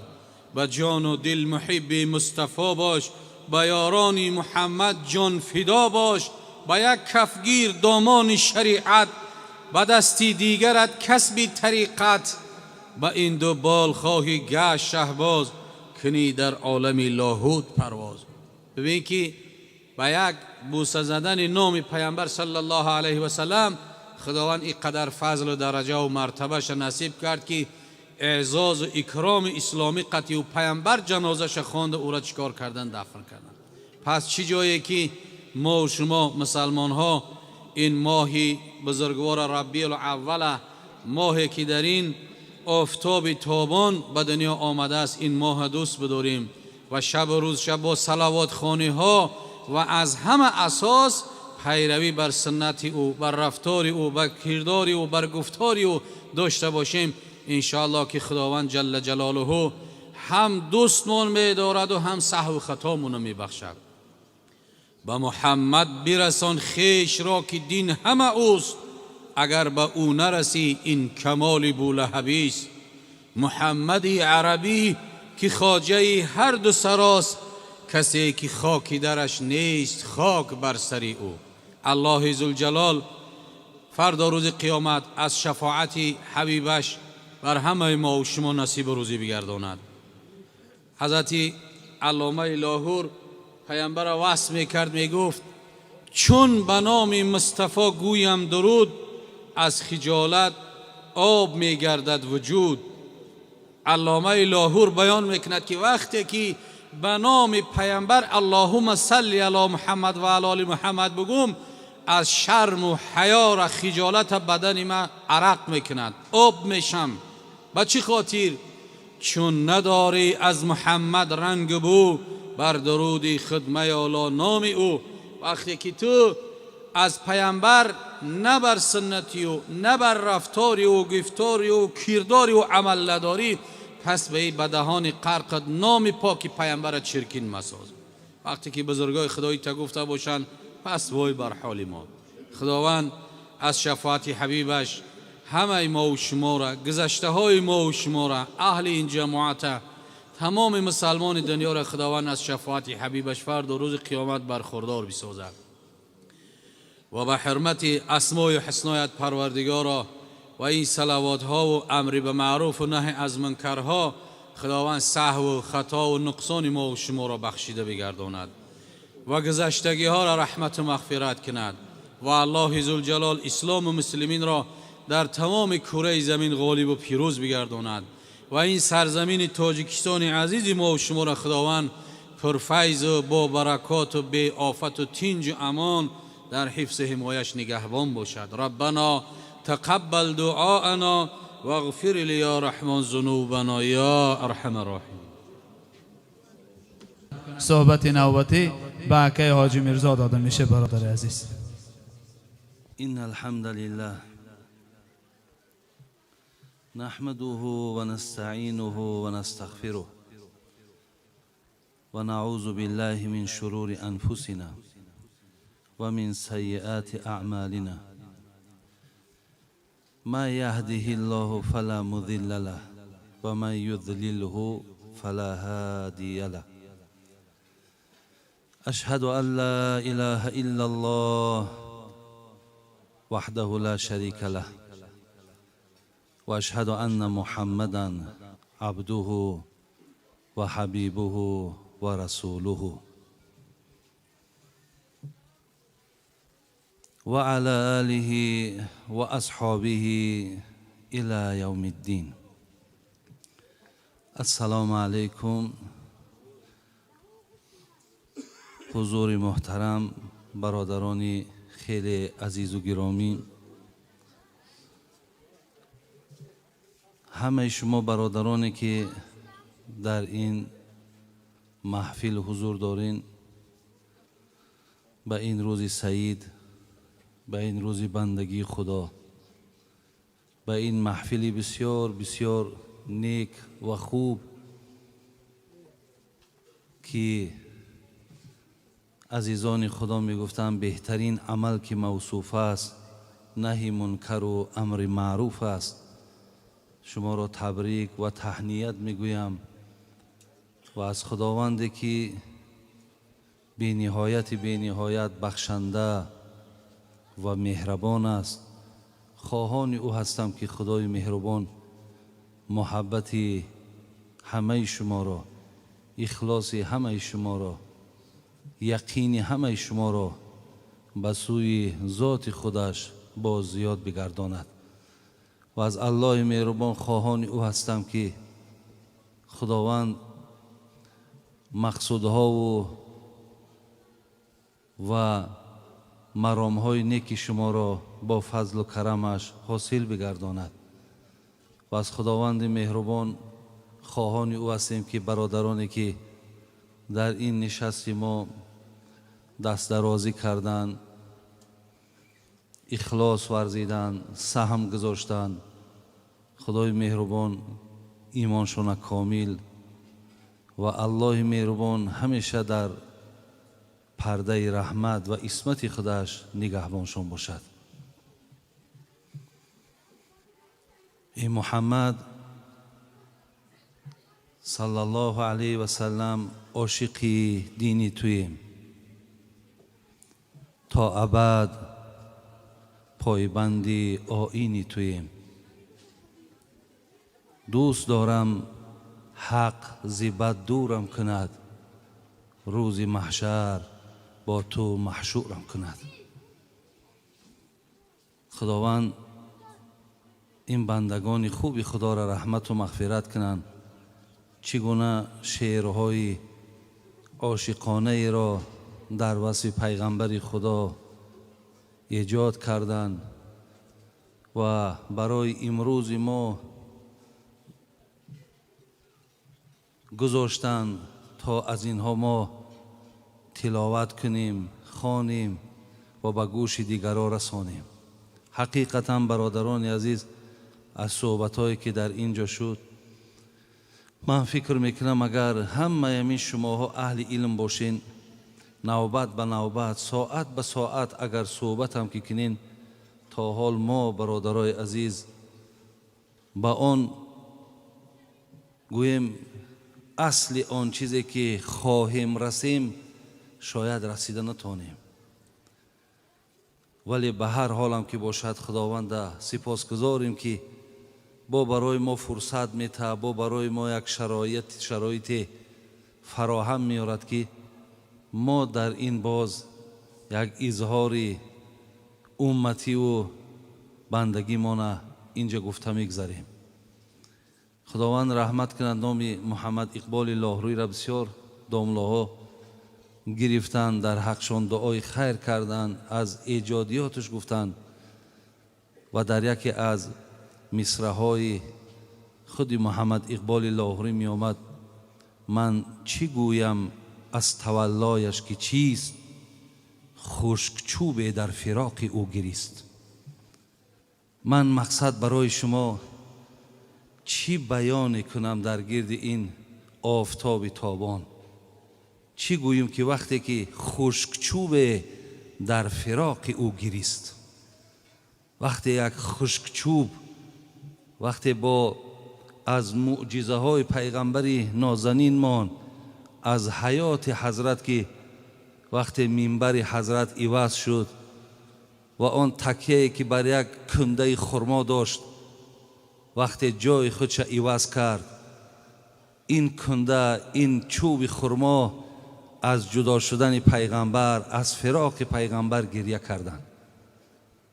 حتی در حدیث آمده است که صدای گریه این کنده خرما را توده مردم نمازگزار شنیدند، تا زمانی که حضرت آمد دستش در بالای چوب گذاشت، حضرت خاموش ماند. بعضی عزیزان خدا می گفت اگر به شرط حبیب خدا دستش بالای همین کنده نمی گذاشت و نمی گفت که خاموش باش، همین کنده تا روز قیامت گریه می کرد. از این لحاظ برادرای عزیز، محمد اقبال لاهوری می گوید چی گویم در گرد یک شخصیتی که چوب در حق او گریه می کردن. یا از معجزه های حضرت میگد میگذشت در کوچه های مکه، سنگ ها با او سلام میدادند. حتی میگه سنگ را یاد دارم که پیش از نبوتم مرا سلام میداد.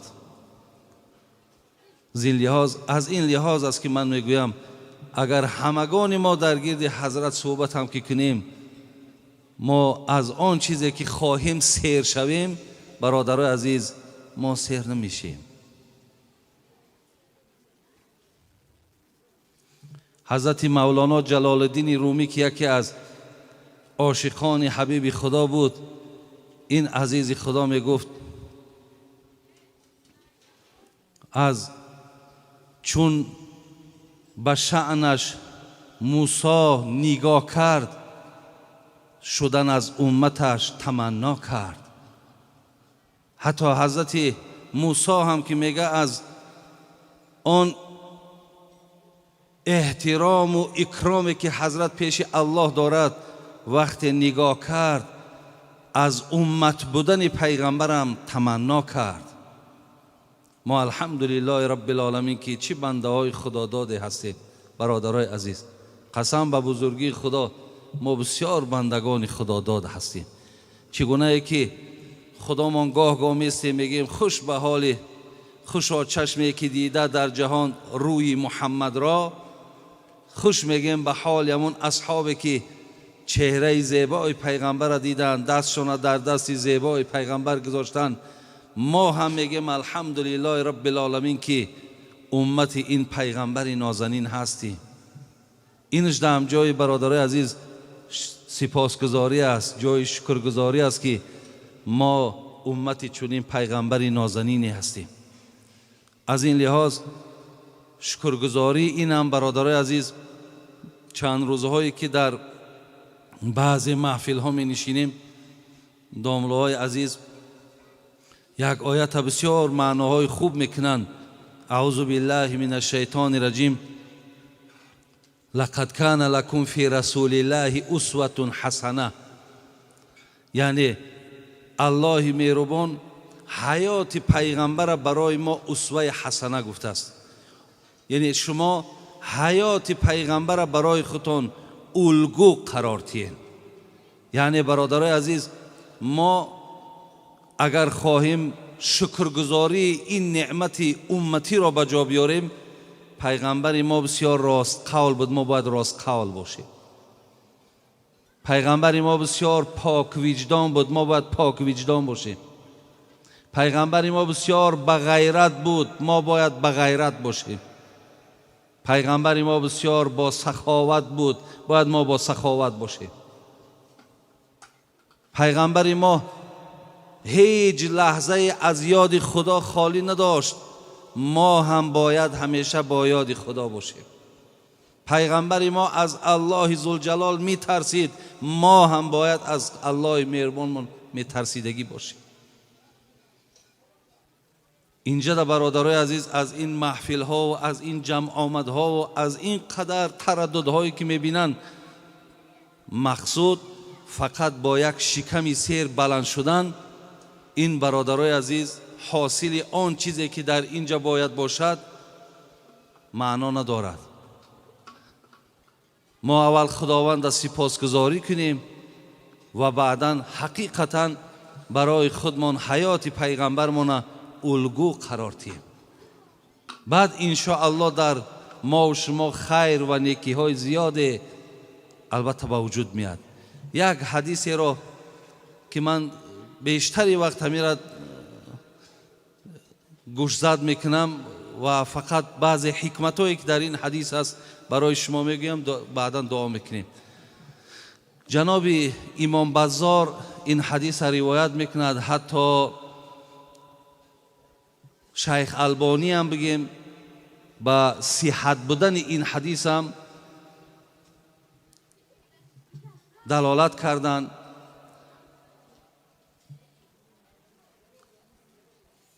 حدیث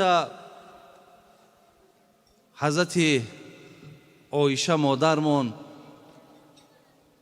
میفرماید لما رأیت من النبی صلی الله علیه و سلم طیب نفس. یک روز دیدم حال پیغمبر بسیار بسیار خوشه، یعنی در سیمای پیغمبر یک آسودگی را دیدم، یک آرامی را دیدم، یک وقتی خوشی را در سیمای حضرت دیدم. همیشه پیغمبر خدا که بسیار مسئولیت های زیاد داشتن، بسیار بسیار به دعوت که مشغول بودن، همیشه خسته بودن، میگه این دفعه که بسیار حالش خوب یافتم. حضرت عایشه مادرمان در حال میگه گفتم یا رسول الله ادعو الله لی. میگه گفتم ای پیغمبر نازنین، اکی حالت هم میبینم بسیار حالت گوارا و خوبه، در حقم یک دعا کن. پیغمبر نازنین هم در حال دستش برداشت گفت اللهم اغفر لعایشه ما تقدم من ذنبها و ما تأخر و ما اسرت و ما اعلنت.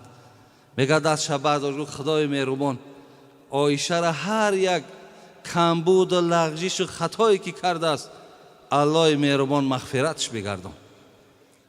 وقتی میگه عایشه این دعای زیبا را از جانب شوهرش از این پیغمبری نازنین که شنید میگه فضحکت عایشه حتی سقطت رأسها فی حجزها من الضحک. اون قدر میگه حال حضرت مادرمان عایشه خوشنود چید، آنچنان میگه تبسم کرد که حتی آمد میگه سر عایشه میگه در بغل پیغمبر خدا آمد. بعد حضرت میگه گفتش ای سر که دعایی. عایشه گفت همین دعای ما وقت خوش کرد، بسیار خوشنود چیدی از دعای ما. میگه مادرمان گفت بله ای حبیبی خدا از دعای تو من بسیار خوشنود شدم. پیامبرمان در اینجا چی گفت برادر عزیز؟ گفت والله انها لدعوت لامتی فی کل صلات. گفت ای عایشه همین دعایی که من در حق تو کردم و الله مهربان قسم در هر یک نمازم در حق امتم همین دعا را من میکنم، برای تمام امت این دعا را من میبخشم. برادران عزیز و گرامی، حقیقتا پیغمبری که در حق ما دعاگو، برای ما آب چشم میرازندگی، آخران لحظه ها که این للموت سکرات، از برای مرگ بسیار سختی ها وجود دارد، حضرت سختی ها را یک طرف کردن و عزیزای خدا میگم بود تا زنده آن حبیبی ودود در غم عاصیان امت بود. وقتی آخر سختی جان دید گفت ای پروردگار عرش مجید، سختی جان اگر چنین باشد امتانم مطیق این باشد، سختی جان امتان من بگذار جمله را به جان من. ای خدای مهربان این سختی، این قدر سختی ها مرگ که داشته باشد که من چشیدم، الله مهربان همه سختی های جان امت من در جان من بگذار این سختی ها را من تحمل کنم. ما برادرای عزیز این خیل پیغمبری داریم که تمام حتی غم جان خوردن ما را میخوره. تمام آن مشکلات و مصیبتی که در دنیا و آخرت داریم حضرت هم برابر ما او سختی ها را میچشه. زین لحاظ به قدر این پیغمبری نازنین رسیدن در کار، از سنت های این حضرت برادرای عزیز ما را برخوردار شدن من در کار است. خداوند همه شما را ایمان کامل تید. خداوند بازم محبت و اخلاصمون را به دین خدا زیاد بگرداند. برادر ما ایشان اسلام دین و برادر ما ایشان ویسدین و دیگر برادرایی که دستیاری دراز میکنن، محبت میکنن، اخلاص دارن، خداوند هر جا باشند در پناه رحمت و عصمتش نگهبان شما باشد. این چنین برادرای عزیز در حق همین دامله هایی که داریم که در هر یک گوشه ها با ما میشینن و صحبت میکنن و از هر جهت برای ما از حلال و از حرام و از شبهه آگاهی میتین، خداوند اینها را هم عمر دراز و ایمان کامل شانتید. خدا در این ملک ما و شما یک آسودگی و تینجی را بردوام نگه دارد. خدای گونه محفل ها را هم در ما و شما زیاد بگرداند. برای ما و شما شنیدن سخن خدا و پیغمبر به نهایت مهم است. برای جمعیت ما، برای وطن ما هم در کار است. این صحبت ها برادر عزیز نه تنها خیر یک همین محفل است، این خیر تمام جمهوری ما است. ربنا فاغفر لنا ذنوبنا و کفر عنا سیئاتنا و توفنا مع الابرار یا ارحم الراحمین. السلام علیکم. سلامت باشن حضرت استاد، خدا خیر شما. أعوذ بالله من الشيطان الرجيم. بسم الله الرحمن الرحيم. إن الحمد لله نحمده ونستعينه ونستغفره ونعوذ بالله من شرور أنفسنا ومن سيئات أعمالنا. من يهده الله فلا مضل له ومن يضلله فلا هادي له. ونشهد أن لا إله إلا الله وحده لا شريك له. ونشهد أن محمدا عبده ورسوله خاتم الأنبياء والمرسلين. اللهم اجعل جمعنا هذا جمعا مرحوما وتفرقنا من بعده تفرقا معصوما ولا تدع فينا ولا بيننا شقيا ولا محروما. اما بعد، السلام علیکم محترم جماعت المسلمین، پدران مهربان، جوانان عزیز، برادران اهل اسلام، علماء عظام و حافظان قرآن، اولا از الله ذوالجلال مسئلت دارم که پروردگار امروز که برای ما و شما خیلی خیلی روز مبارکه و این ساعتها خیلی خیلی ساعتهای مبارکه، پروردگار باز هم رحمتها و فضیلتها و خیرات و برکاتی که در این روز پروردگار وعده کرده نصیب یکی ما و شما بگردانه. و پروردگار در این روز سعید، روز جمعهش، پروردگار همه امتی محمد علیه السلام امروز از شفاعت حبیب پروردگار برخوردار گردانیده و روح او حضرت از همگان پروردگار امروز شاد و خوشنود و راضی بگردانه. برادران اسلام، البته که خیلی که گفتیم روز مبارکه، امروز روز جشن مولود النبی صلی الله علیه و سلم. امروز در تمام عالم اسلام امروز تمام اهل ایمان امروز مولود دارن و جشن این مولود با سعادت رسول خدا صلی الله علیه و سلم میگیرن. امروز چگونه ای که گفتیم برادران اسلام که الله ذوالجلال خود میفرماید قد جاءکم من الله نور و کتاب مبین. میگه پروردگار شما در همین روز بود پروردگار شما یک نور بروی زمین فرستاد که اون نور تمام عالم ها، هر عالمی که نباشه پروردگار او عالم به همین نورش منور گردانید. قد جاءکم من الله نور و کتاب مبین. اون نوری که تمام عالم بشر از ظلمات کفر، از تاریکی کفر به نور ایمان و اسلام منور کرد، مشرف کرد. امروز برادران اسلام بسیار در همین ماه مبارک و این روز مبارک در تاریخ اسلام بسیار اثرهای زیادی دارند. امروز بزرگان اسلام روز ولادت می نامند که در همین روز رسول معظم اسلام به دنیا آمدند و امروز بزرگان اسلام روز رحلت و مصیبت می نامند که همین روز بود که باز رسول معظم اسلام این دنیای ما و شما را باز ترک کردند. همین روز به دنیا آمدن و همین روز بود که این دنیای ما و شما را ترک کردن. این مصیبتی خیلی برای مردم مسلمان مصیبتی سخت بود و همین روز بود که رسول خدا صلی الله علیه و سلم چگونه که گفتیم این دنیای ما و شما را ترک کردن. و این خاطر این ماه هم ماه مبارکی چی مولود مینامند، هم زادروز و هم روز جانسوز مینامند که جان مردم در سوزش بود. که وقتی که رسول اکرم صلی الله علیه و سلم به دنیا آمدن چه مقدار که عالم بشر خوشنود شد، چه مقدار ببینیم که او را الله ذوالجلال چی میفرماید و ما ارسلناک الا رحمتا للعالمین. او رحمت الهی به سوی تمام عالم ها بود. امروز سنگم عالمه، امروز درختم عالمه، هر چی موجوده که نباشه عالمه، جز پروردگار تمام چیز عالمه. و همین نوری بود که او را رحمتا للعالم، به تمام عالم ها پروردگار چی او را رحمت خود فرستاد.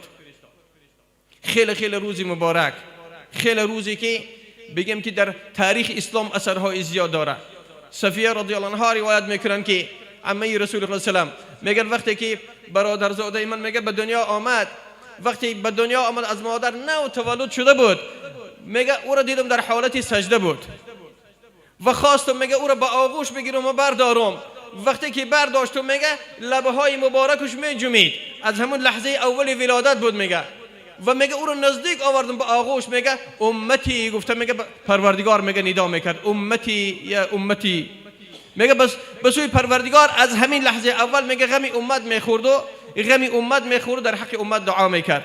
ابو طلحه رضی الله عنه روایت میکنن وقتی که میگن جسد مبارک من وقتی در لحد ماندم نظر کردم، میگه جسد میگه بسیار جسدی گرم بود، میگه حرارت داشت، هیچ کس باور کرده نمیتونست که رسول معظم اسلام از عالم گذشت. لیک میگه وقتی که در قبر در لحد گذاشته شد جسد مبارک، میگه بناگاه چشمم به لبهای مبارک رسید که لبها میجویدن، حرکت داشتن اون لبهای مبارک. میگه در حال دوان میگه گوشی خود در اون لبهای مبارک رسانیدم که میگه رسول معظم اسلام اون جسدی که الکی میگه خالی گشته بود، روح از او پرواز کرده بود، روح برآمده بود، میگه جسد خالی، لیک صدا از داخل او جسد میآمد امتی امتی، گفته میگه دعا میکرد در حق امت. به این خاطر میگه الله ذوالجلال که و ما ارسلناک الا رحمتا للعالمین. او رحمت الهی به سوی تمام عالمیان بود. ببینیم برادران اسلام، واقعا که انس ابن مالک رضی الله عنه صحابی جلیل که آخرین از اصحاب رسول خدا دنیا را ترک کردن، روز میگه نزد حضرت قبیله برای زیارت حضرت آمدن تا که از صحبت حضرت خیلی خیلی چی برکات بگیرن. میگن حضرت وقتی مهمان ها را داخل خانه کردن، اهل حضرت انس بن مالک میگه طعام میپختن، نان میپختن، دسترخوان آورده تنو کرده شد، میگه دسترخوان کرباس یعنی که سانی زردکی بود. میگه دید حضرت همه جا او پر از داغ بود. میگه دسترخوان جمع کردن، از در بیرون پرفتن بری در داخل هم تنور آتش نانپزی پرتاین. این بوسو چی که به دسترخوان پر از دسترخوان پر از چرک و داغه. همه اهل میگه مجلس میگه خجالت گشتن، اهل مجلس خجالت گشتن که ما حضرت ناراحت کردیم. بعد از لحظه میگه حضرت دسترخوان دوباره بیارین. دسترخوان آوردن، میگه وقتی تنو کردن دسترخوان میگه یگان داغی نداشت، دسترخوان سبز سفید و پاک و تازه بود. اهل مجلس در حیرت موندن. میگه حضرت چی فرمودن؟ گفتن این دسترخوان به من از رسول معظم اسلام، از رسول خدا سلام برای من میراث مانده بود که من همراه رسول خدا در این دسترخوان چندین بار نان خوردیم. هر وقتی که رسول خدا سلام نان میخوردن، طعام میخوردن، اگر که سچاق پیدا نمیشد دست پاک، با همین دسترخوان لبها و دستهای مبارک پاک میکردن. اینه که دست مبارک رسول خدا صلی الله علیه و آله به این دسترخوان که رسیده بود، پروردگار آتشی او تنور به او حرام کرد. امروز اگر هر کسی که محبت رسول خدا را داشته باشه و شفاعت او را بخواه، اگر در قلبش او را دوست بداره، ان شاء الله که شفاعتش نصیب میگرده و آتش دوزخ براش حرام میگرده. حضرت عایشه مادر رضی الله عنها روایت میکنن، میگن وقتی که رسول خدا سلام مرا نکاح کردن و گرفتن، من خردسال بودم، یاش بودم، با وجودی که ابوبکر صدیق همیشه در خانه رسول خدا بودن، با وجود اینم من خانه پدر یاد میکردم خانه پدر، زیق میشدم. رسول خدا سلام هر باری که از در داخل میشدن مرا به این حال میدونن، ای عایشه بیا هر دومان یک مسابقه بکنیم. میگه مسابقه میکردیم، هر دومان زیادتر میگه پایگان میکردیم، در روی حولی میگه میدویدیم. رسول خدا دایم مرا میگه چی پیش میکردن و میگذاشتن، دایم میگه مرا مغلوب میکردن. وقتهای آخری بود که میگه رسول خدا سلام وقتی بیمار میشدن، او بیماریشون سخت میشه، ضعیفتر شده بودن، باز مرا میدیدن که من زیق هستم، میگفتن بیا پایگاه کنیم. پایگاه میکردیم، من میگذاشتم. میگه بسیار خرسندی میکرد رسول الله، میگفت یا عایشه هذه بهذه، ای عایشه بسیار خرسند نشو که ما و تو نو حسابامون برابر شده، تو تا به حال مرا مغلوب نکردی. روزه میگه من در تنور آتش انداختم و دستم در خمیر بود، میگه کلچه راست میکردم. رسول خدا سلام میگن در آمدن که همون حالت من زیق بودم. گفتن ای عایشه یک مسابقه میکنیم. گفتم میگه رسول الله آتش در تنور آخه دستم در خمیر، چگونه ما مسابقه کرده میتونیم؟ امروز آخه بیا که پایگاه دیگه روز مانیم. گفتن نه امروز مسابقه را دیگر میکنیم، نوعی مسابقه. گفتم چی مسابقه؟ میگه رسول اکرم صلی الله علیه و چی فرمودن؟ بیا گفتن ای عایشه یک کلچه تو در یک پله تنور تو بچسبون و کلچه دیگر من در دیگر طرف، که نبینیم کلچه کی تیز میپزه و خوب میپزه. میگه با دست مبارک خود بسم الله یک کلچه رو گرفتم، میگه در تنور چسباندن، منم میگه بسم الله کلچه دیگر گرفتم در طرف دیگری تنور چسباندم.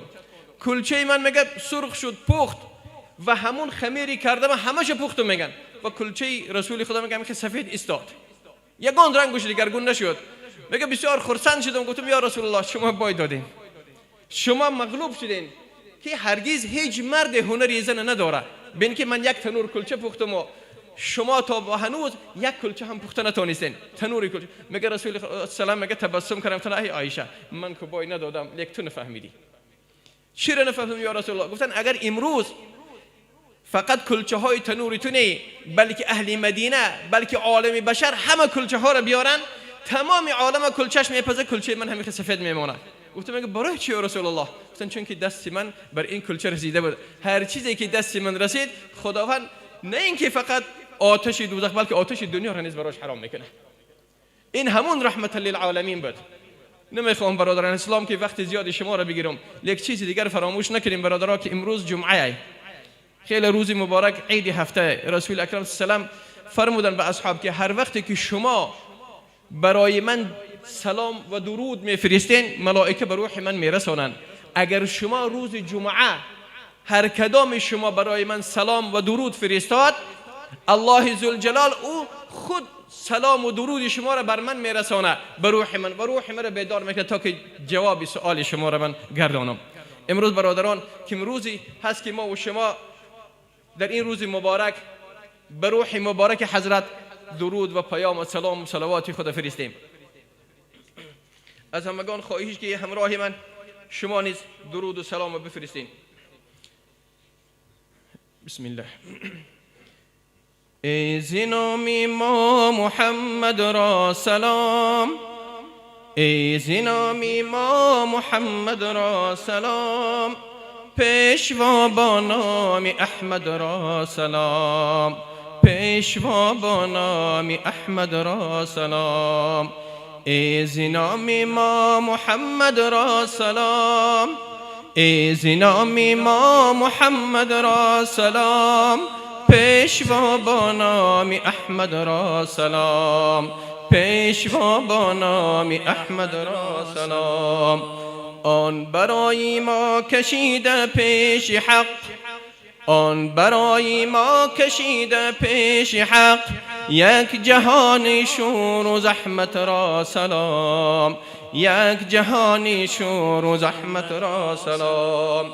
السلام بر آن که یک منت نکرد، السلام بر آن که یک منت نکرد، راهنمای راه رحمت را سلام، راهنمای راه رحمت را سلام. ای زنام ما محمد را سلام، ای زنام ما محمد را سلام، پیشوا با نام احمد را سلام، پیشوا با نام احمد را سلام. شاد بادا آلشان اصحابشان، شاد بادا آلشان اصحابشان، برده باری قناعت را سلام، برده باری قناعت را سلام. زنده بادا روح آنه کی کشید، زنده بادا روح آنه کی کشید، باری مردم این امانت را سلام، باری مردم این امانت را سلام. آن که بخشید عمر خود بر امتان، آن که بخشید عمر خود بر امتان، آن که نپسندد خیانت را سلام، آن که نپسندد خیانت را سلام. آن رسول و آن حبیب پاک را، آن رسول و آن حبیب پاک را، پیشوای اهل طاعت را سلام، پیشوای اهل طاعت را سلام. پاک آن نوری مقدس را درود، پاک آن نوری مقدس را درود، سایه روز قیامت را سلام، سایه روز قیامت را سلام. ای زنام ما محمد را سلام، ای زنام ما محمد را سلام، پیشوا با نام احمد را سلام، پیشوا با نام احمد را سلام.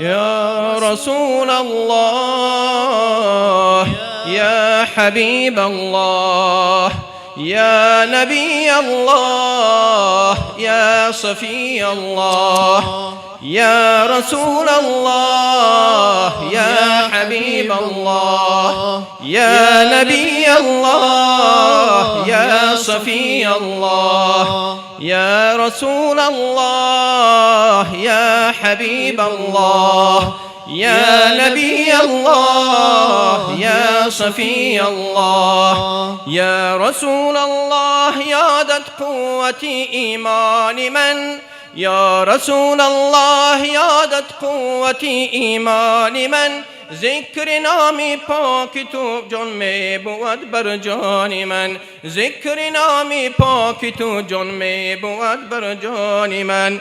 شوق دیداری تو ای پیغمبری عالی جناب، شوق دیداری تو ای پیغمبری عالی جناب، به خودی ها در دلم اندازد ای سلطان من، به خودی ها در دلم اندازد ای سلطان من. یا رسول الله یا حبیب الله یا نبی الله یا صفی الله، یا رسول الله یا حبیب الله یا نبی الله یا صفی الله یا صفی الله. اندر آن دم که به بالینی اجل افتاد سرم، اندر آن دم که به بالینی اجل افتاد سرم، شوق یادت را بگردان دافع شیطان من، شوق دیدارت را بگردان دافع شیطان من.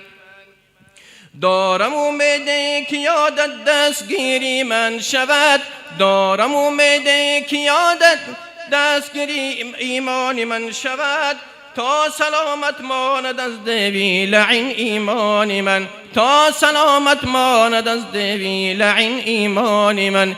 یا رسول الله یا حبیب الله یا رسول الله یا حبیب الله یا نبی الله یا صفی الله یا نبی الله یا صفی الله یا رسول الله یا حبیب الله یا نبی الله یا صفی الله. چون بگورم دو ملک آیند و پرسندم مرا، چون بگورم دو ملک آیند و پرسندم مرا، درد من از غم شوم یا نامت شود درمان من، درد من از غم شوم یادت شود درمان من.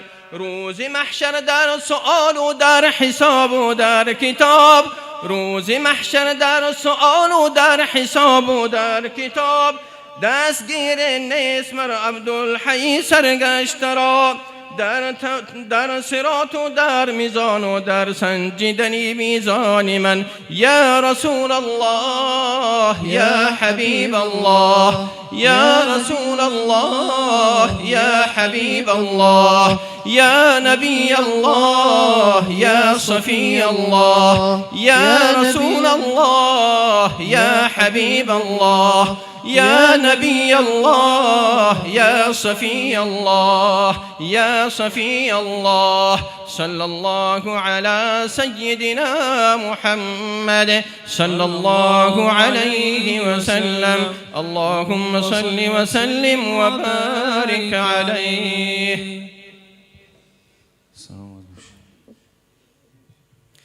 محمد کیست که عالم همه دیوانه اوست؟ محمد کیست که عالم همه دیوانه اوست؟ او چه شمعیست که عالم همه پروانه اوست؟ محمد صلی الله علیه و آله و سلم. ما از تو میخواهیم خدا را، خدایا از تو حبی مصطفی را. اللهم صل علی سیدنا و نبینا و حبیبنا و شفینا محمد مصطفی صلی الله علیه و آله و سلم. بیشنه با زیارت میکنیم. خدوم حضرت های استادا را، حضرت استاد حاجی میرزا و حضرت استاد داملا عبدالرحیم آمدن بر این خانه خدا. خوش آمدید میگوییم استادا، خوش آمدن، مرحمت.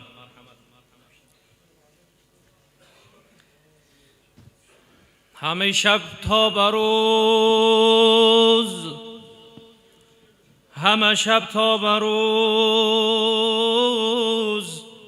از برای امتان در ناله بود. ناله مایان کجا از برای مصطفاست؟ بهترین بعد از خدایی، شافعی روزی جزایی، مقتدای انبیایی، ورد بوستان خدایی، سروری هر دو جهانی راهنمای گمراهانی چارهی بیچارگانی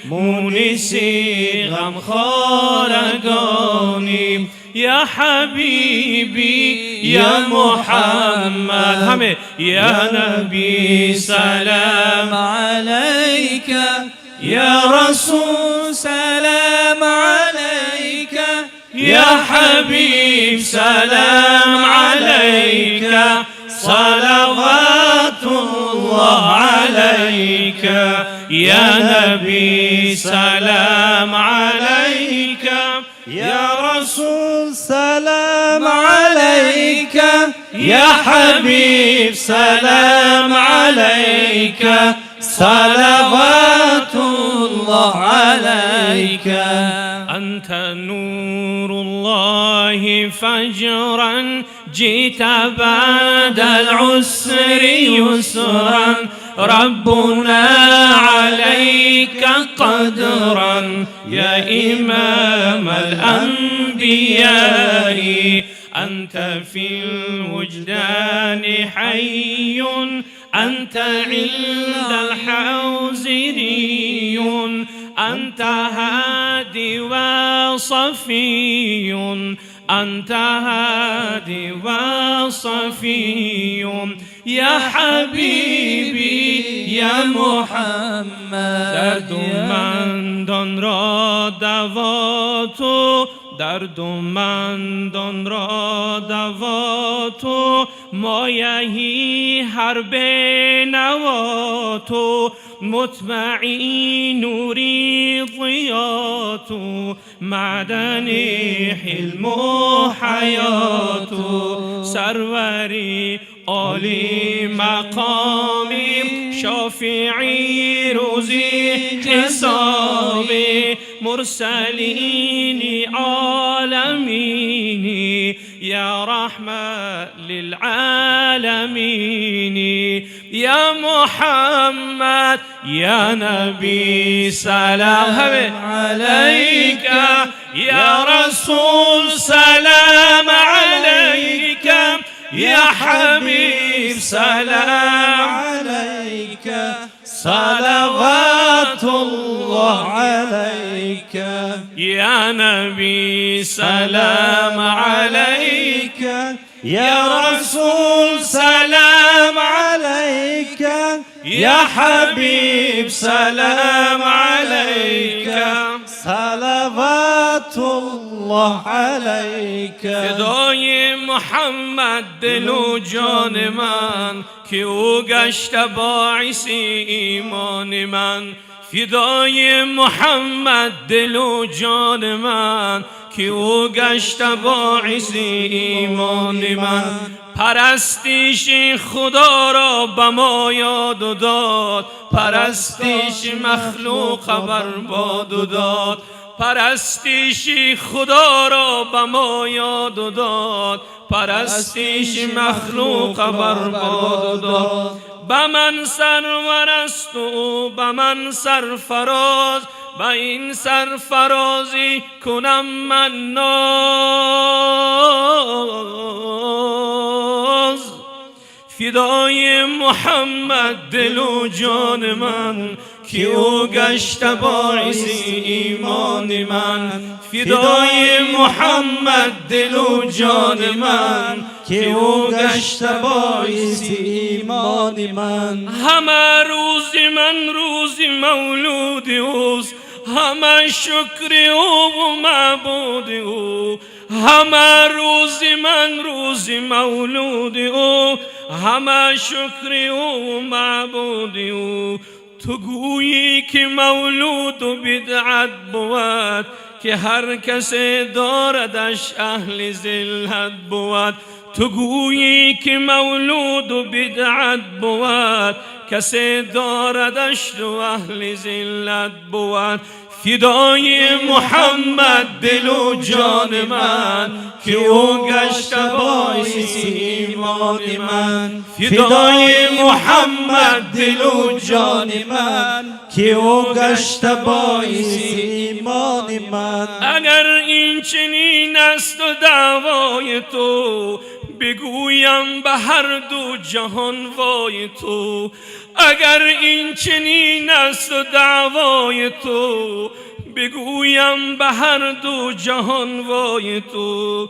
تو از اهل عرفان و حکمت نهی، نه از اهل دین و بلکه امت نهی. تو از اهل عرفان و حکمت نهی، نه از اهل دین و بلکه امت نهی. فدای محمد، فدای محمد دل و جان من که او گشت باعث ایمان من. فدای محمد دل و جان من که او گشت باعث ایمان من.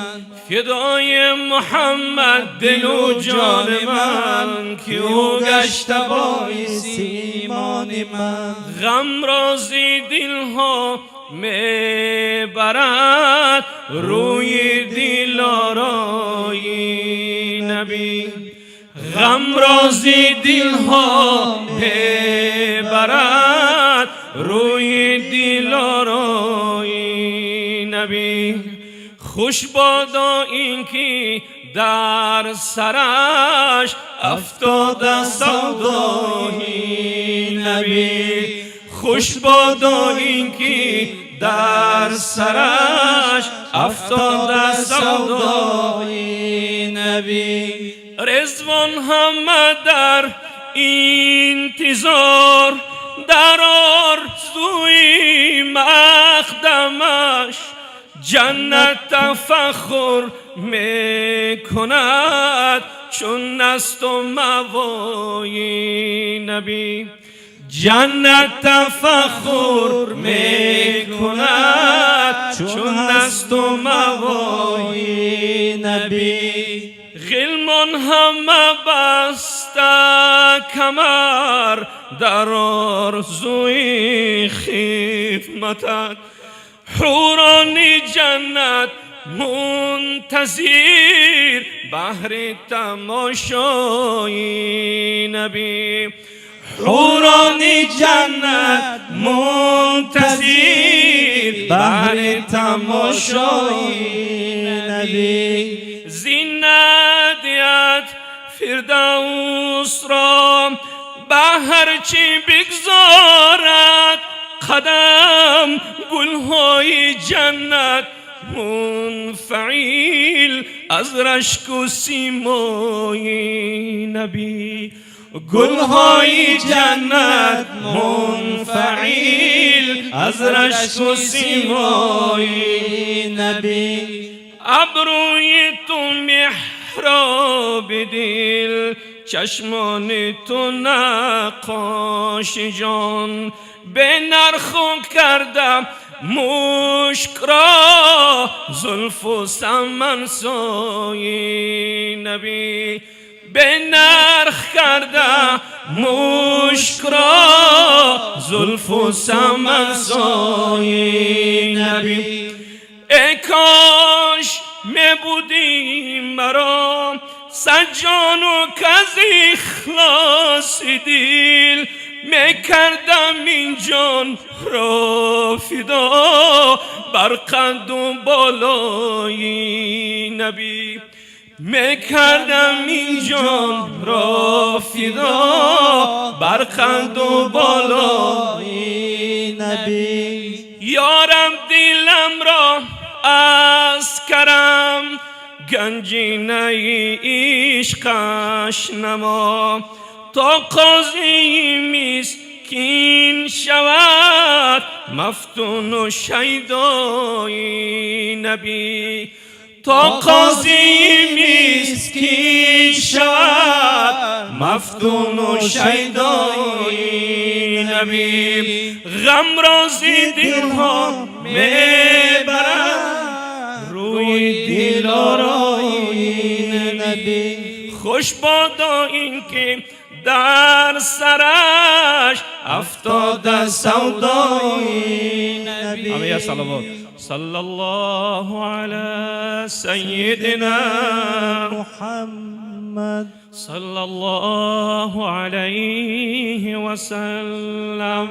صلی الله علی سیدنا محمد صلی الله علیه و سلم. در این فانی بقا را دوست دارم، در این فانی بقا را دوست دارم، در این ظلمت ضیا را دوست دارم، در این ظلمت ضیا را دوست دارم. همه عاشق زاری بندگانن، همه عاشق زاری بندگانن. من این بنده خدا را دوست دارم، من این بنده خدا را دوست دارم. ز اول تا به آخر از خلائق، ز اول تا به آخر از خلائق محمد مصطفی را دوست دارم، محمد مصطفی را دوست دارم. ابو بکر و عمر عثمان و حیدر، ابو بکر و عمر عثمان و حیدر، چهار یاری خدا را دوست دارم، چهار یاری خدا را دوست دارم. فدای یار و اصحاب رسولم که بودم مصطفی را دوست دارم، که بودم مصطفی را دوست دارم. من این بنده خدا را دوست دارم، محمد مصطفی را دوست دارم، محمد مصطفی را دوست دارم. اللهم صل و سلم و بارک علیه.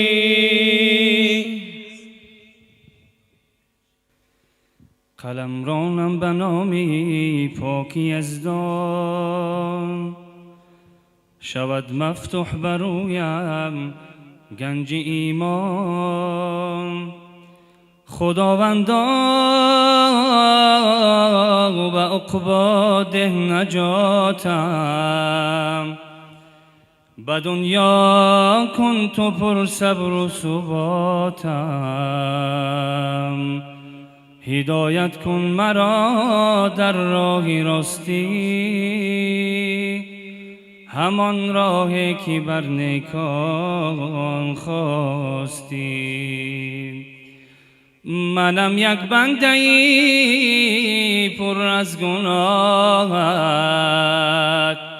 همه خواهم مدام صلح و صلاحت،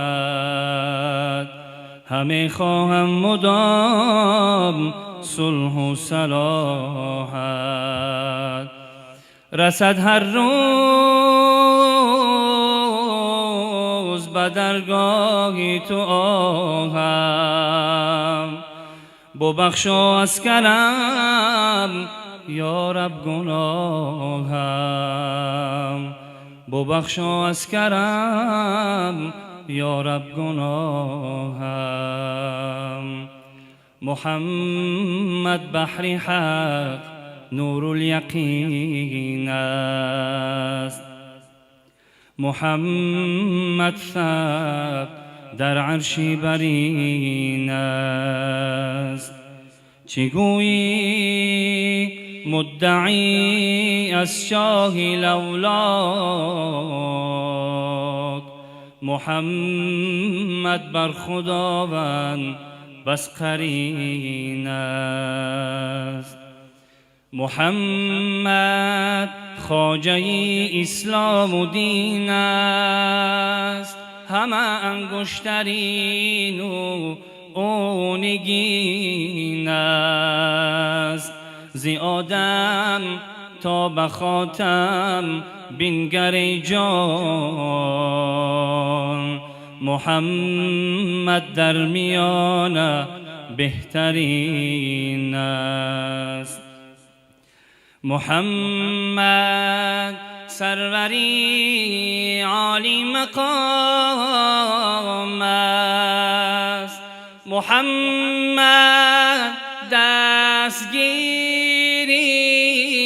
خاص عام است. تو رستم ذره شو در خاکی کویش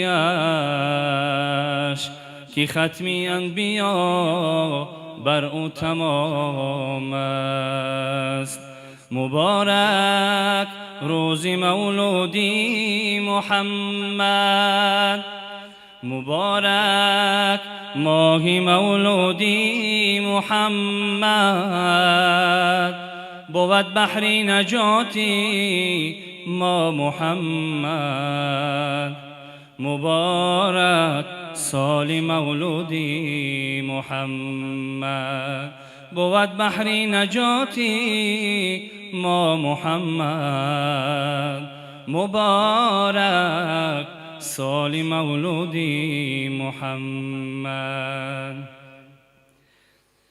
منم مجنون ز هجرانی محمد، سر و جانم به قربانی محمد. هزاران جان شیرین را کنم من، فدای آن دو چشمانی محمد. منم مجنون ز هجرانی محمد، سر و جانم به قربانی محمد. هزاران جان شیرین را کنم من، فدای آن دو چشمانی محمد. محمد یا محمد یا محمد، دل و جانم فدایت یا محمد. دل و جانم فدایت یا محمد. دل و جانم فدایت یا محمد. به جانی من بیاید زندگانی، زیبوی آن گلستانی محمد. اگر دل تنگ گردم من به دنیا، بینالم در نیستانی محمد. در این صحرا نگیرم هیچ آرام، مگر اندر بیابانی محمد. بسد شادی و آزادی بیریزد، اگر باشم به زندانی محمد. به محشر از جفا و جور دنیا، بگیرم من گریبانی محمد. شفیع گیرم من او را روز محشر، بود دستم به دامانی محمد. شفیع گیرم من او را روز محشر، بود دستم به دامانی محمد. شفیع گیرم من او را روز محشر، بود دستم به دامانی محمد. مرا سودایی دیگر نیست به دنیا، فقط هستم پریشانی محمد. که بلبل بهر گل نغمه سراید، ملنگ باشد غزل خوانی محمد. محمد یا محمد یا محمد، دل و جانم فدایت یا محمد. دل و جانم فدایت یا محمد. دل و جانم فدایت یا محمد. اللهم صل على محمد وآل محمد. صل على محمد وأصحاب محمد. أعوذ بالله من الشيطان الرجيم. بسم الله الرحمن الرحيم الذين آمنوا وهاجروا وجاهدوا في سبيل الله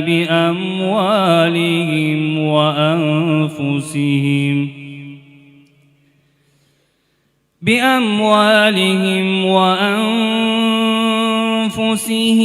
أعظم درجة عند الله وأولئك هم الفائزون يبشرهم ربهم برحمة منه ورضوان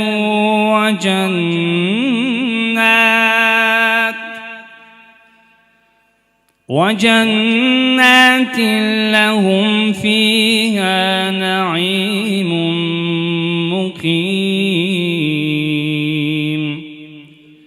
خالدين فيها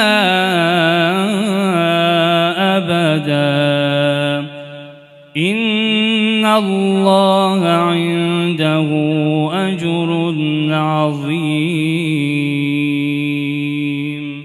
صدق الله العظيم سبحان ربك رب العزة عما يصفون وسلام على المرسلين والحمد لله رب العالمين بسم الله الرحمن الرحيم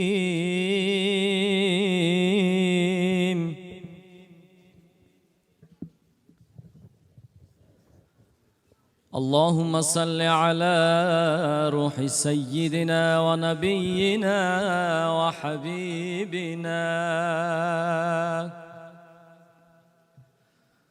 وحبيب إلهنا وشفيع قلوبنا ومولانا محمد صلى الله عليه وعلى آله وأصحابه هزار بار دهان خود به گلاب شویم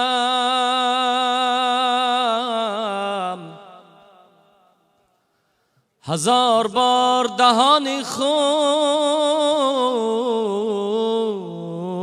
به گلاب شویم هنوز نام تو بردن به زبان کمالی بی‌ادبی است یا رسول الله یا حبیب الله گفتم منم اهل خطا گفتی که بخشیدم بیا گفتم شکستم توبه ها گفتی که بخشیدم بیا گفتم که ای ستار من ای حضرت غفار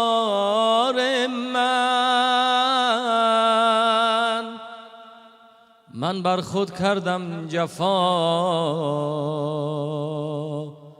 گفتی که بخشیدم بیا من عاشقم و عاشق دیدار مدینه من عاشقم و عاشق دیدار مدینه خواهم ز خدا لحظه دیدار مدینه خواهم ز خدا لحظه دیدار مدینه ای صاحب کوثر به تو صد رحمت حق باد ای صاحب کوثر به تو صد رحمت حق باد روشن ز قدومت شده گلزار مدینه روشن ز قدومت شده گلزار مدینه من عاشقم و عاشق دیدار مدینه من عاشقم و عاشق دیدار مدینه خواهم ز خدا لحظه دیدار مدینه خواهم ز خدا لحظه دیدار مدینه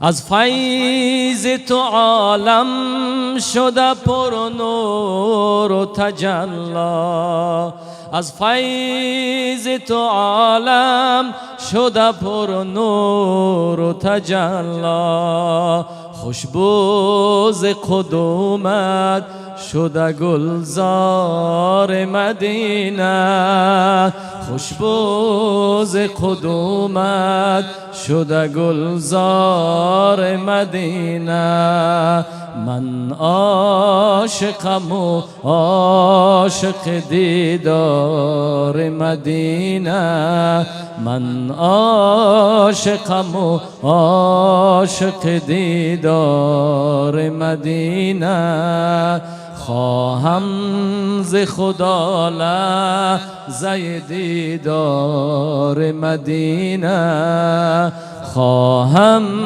ز خدا لحظه دیدار مدینه یا رسول الله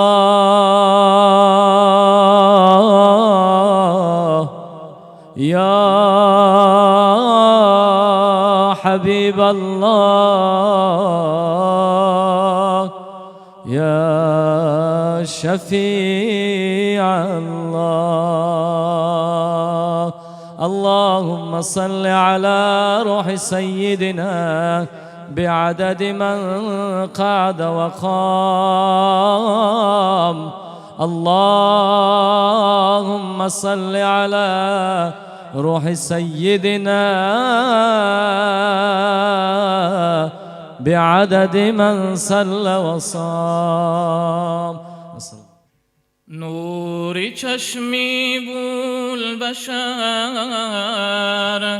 یا مصطفی خوش آمدی راهنما و راهبر یا مصطفی خوش آمدی از جمالت تیره گشت دنیا همه چون سر به سر آفتابی بهر و بر یا مصطفی خوش آمدی آفتابی بهر و بر یا مصطفی خوش آمدی سه فرشته یا رسول کردن جراحی قلب تو با ملائک در سفر یا مصطفی خوش آمدی با ملائک در سفر یا مصطفی خوش آمدی زیر گردون پانه زان ابر رحمت دائما گشت را بالای سر یا مصطفی خوش آمدی در حرا آمد بنامد جبرئیل قرآن را، چل بشد سالی قمر یا مصطفی خوش آمدی. با خداوند قاب قوسین شبی معراج تو، مهمانی خوش خبر یا مصطفی خوش آمدی. مهمانی خوش خبر یا مصطفی خوش آمدی. دل سیاهان از حسد پرتافت خار اندر رهد، پیروان با چشمی تر یا مصطفی خوش آمدی. پیروان با چشمی تر یا مصطفی خوش آمدی. أعوذ بالله من الشيطان الرجيم.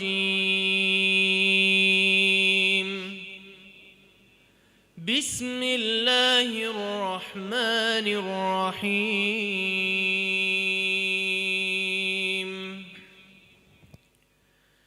إن الله وملائكته يصلون على النبي يا أيها الذين آمنوا صلوا عليه وسلموا تسليما. صلى الله على سيدنا محمد صلى الله عليه وسلم. صلى الله على سيدنا محمد صلى الله عليه وسلم. اللهم صل وسلم وبارك عليه. صلى عليك الله يا خير الورى، تعداد حبات الرمال وأكثرا.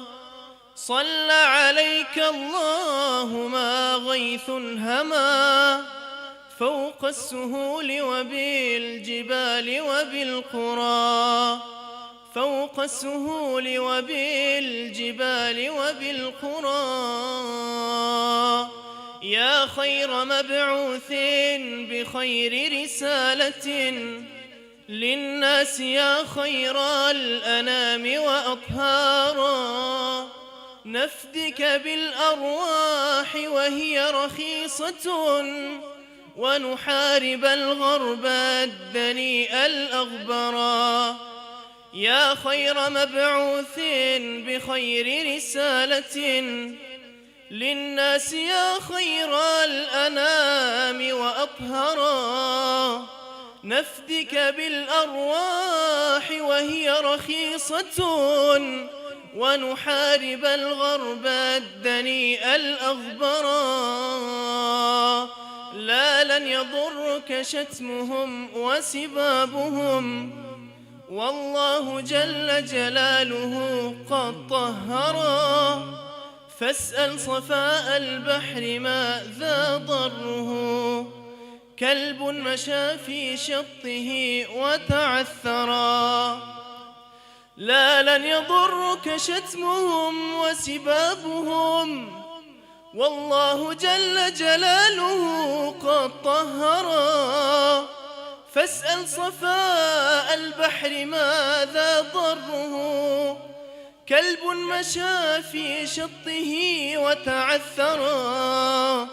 كلب مشى في شطه وتعثرا. صلى عليك الله يا خير الورى، تعداد حبات الرمال وأكثارا.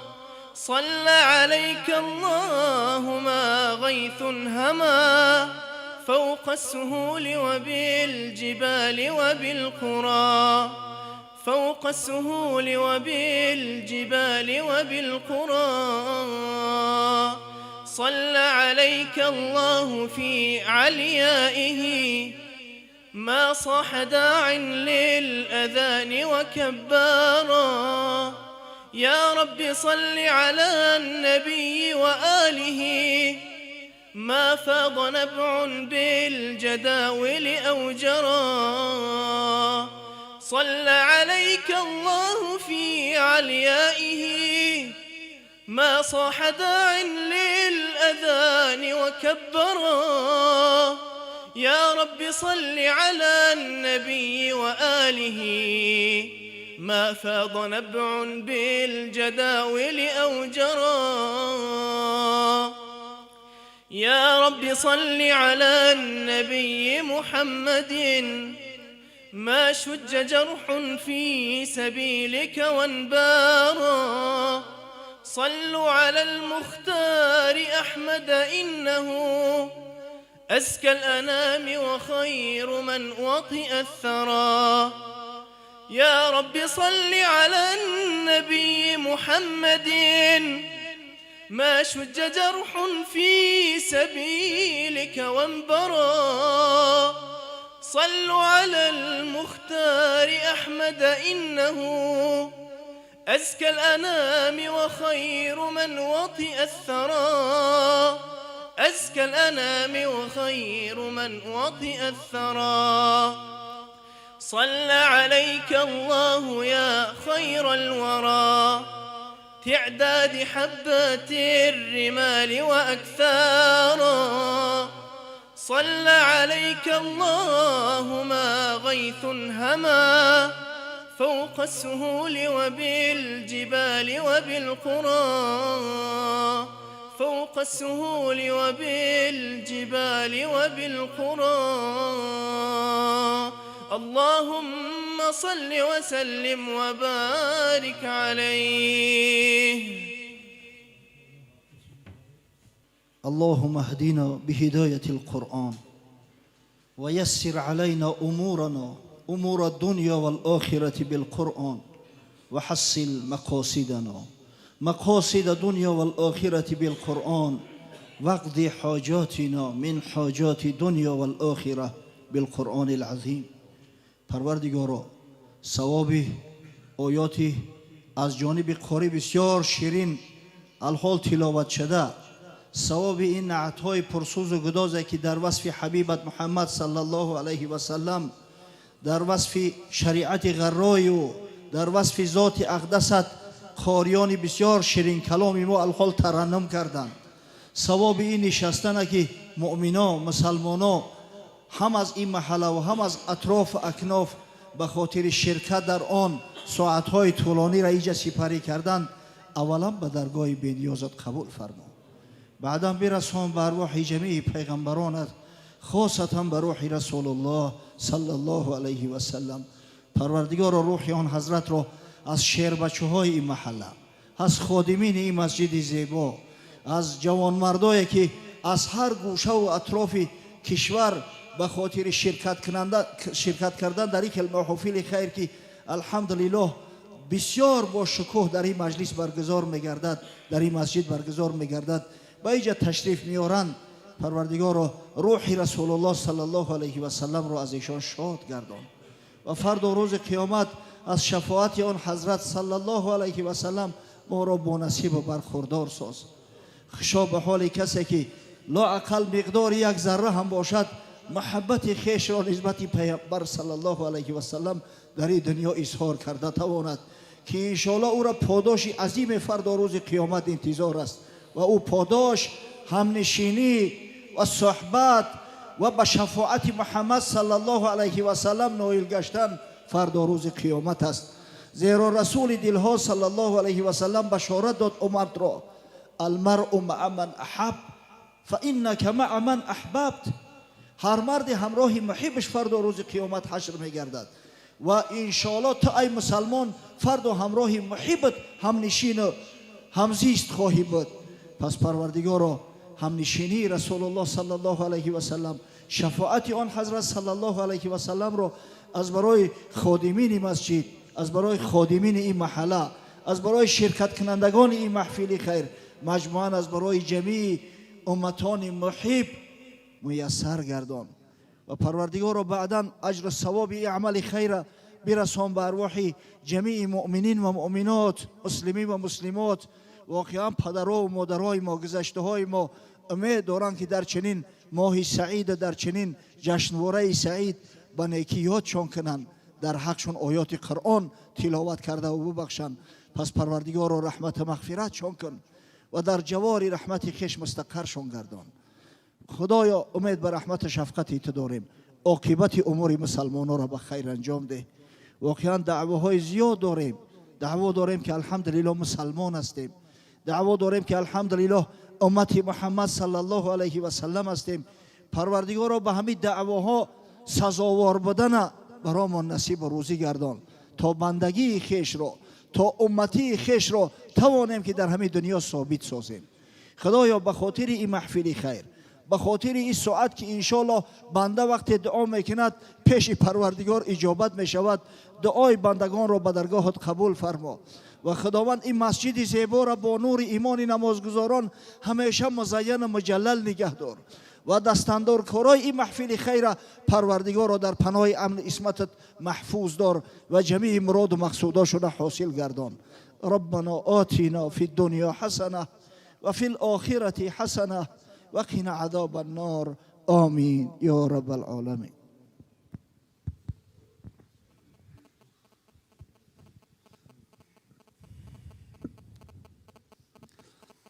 الله أكبر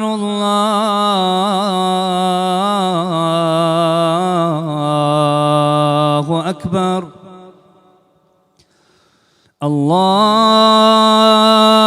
الله أكبر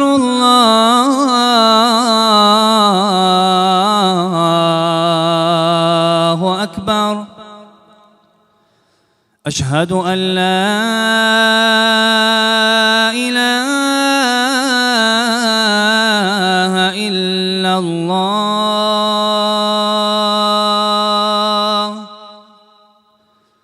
أشهد أن لا إله إلا الله.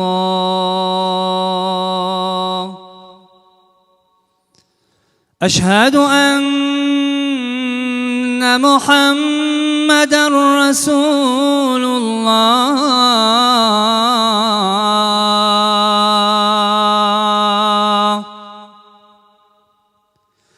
أشهد أن محمدًا رسول الله.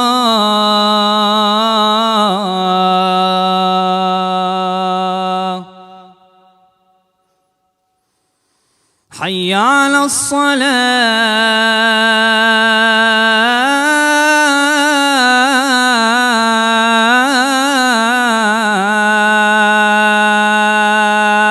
الصلاة.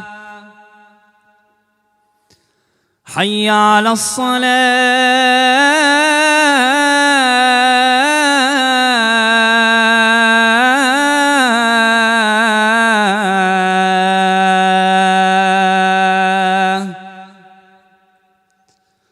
حي على الفلاح.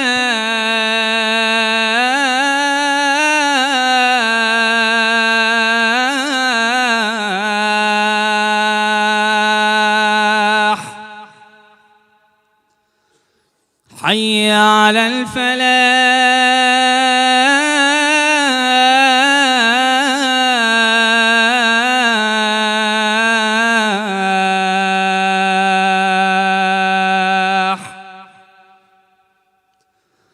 الله أكبر الله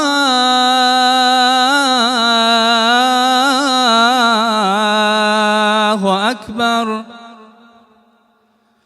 لا إله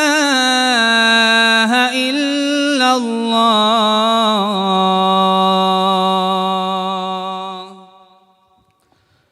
الحمد لله الحمد لله المليك العزيز الوهاب الكريم الرحيم التواب مالك يوم الجزاء والحساب غافر الذنب وقابل التوب شديد العقاب.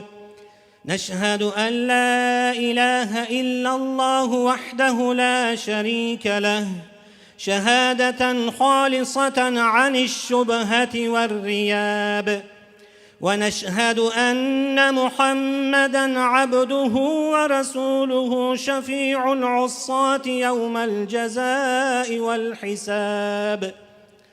صلى الله عليه وعلى آله وأصحابه وخلفاء الراشدين من بعده بفضل الله، خصوصاً على الإمام الهمام أول الصحابة وأفضلهم أمير المؤمنين وإمام المتقين أبي بكر الصديق المجابر في المسجد والمنبر والمحراب، وعلى الإمام الهمام أعدلهم أمير المؤمنين وإمام المتقين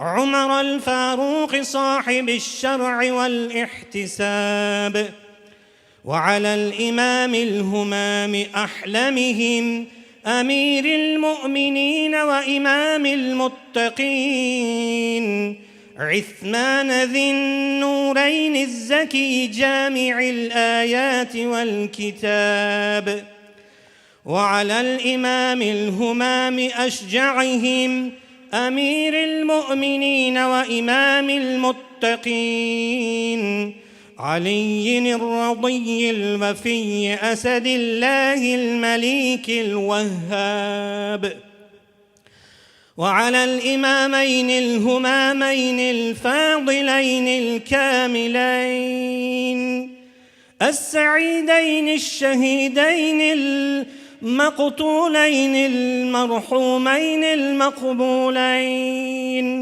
بالبلاء صابرين وبالقضاء راضيين، وهما سيدا شبان أهل الجنة في الجنة أبي محمد الحسن وأبي عبد الله الحسين، وعلى عميه الشريفين حمزة وعباس، وعلى من تابعهم من الناس، وسلم تسليما دائما أبدا كثيرا كثيرا. أيها الناس، أوصيكم عباد الله ونفسي أولا بتقوى الله. إن الله مع الذين اتقوا والذين هم محسنون. أعوذ بالله من الشيطان الرجيم. والعصر إن الإنسان لفي خسر إلا الذين آمنوا وعملوا الصالحات وتواصوا بالحق وتواصوا بالصبر. بارك الله لنا ولكم في القرآن العظيم، ونفعنا وإياكم بالآيات والذكر الحكيم. أستغفر الله الغفار لي ولكم ولجماعة المسلمين المؤمنين الحاضرين أجمعين، إنه هو الغفور الرحيم الجواد الكريم العلي العظيم.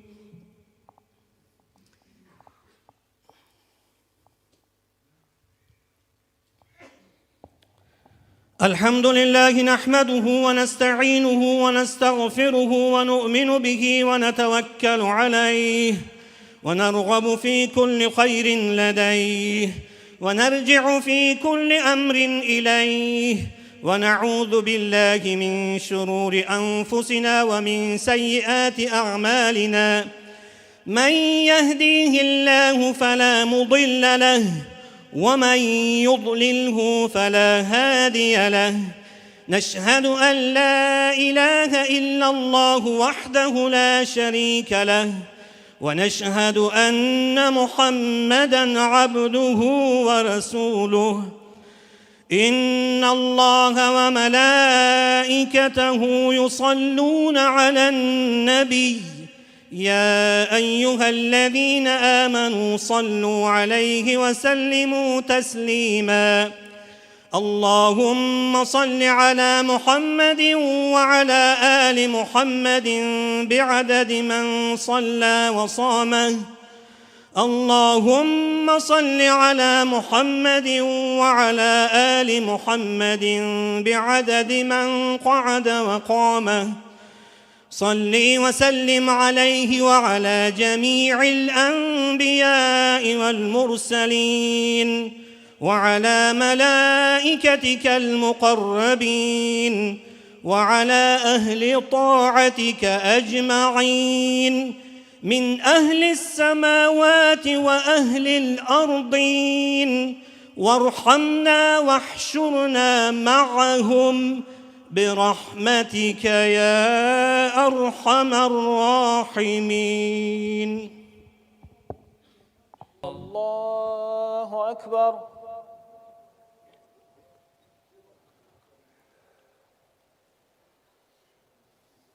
الحمد لله رب العالمين الرحمن الرحيم مالك يوم الدين. إياك نعبد وإياك نستعين. اهدنا الصراط المستقيم صراط الذين أنعمت عليهم غير المغضوب عليهم ولا الضالين.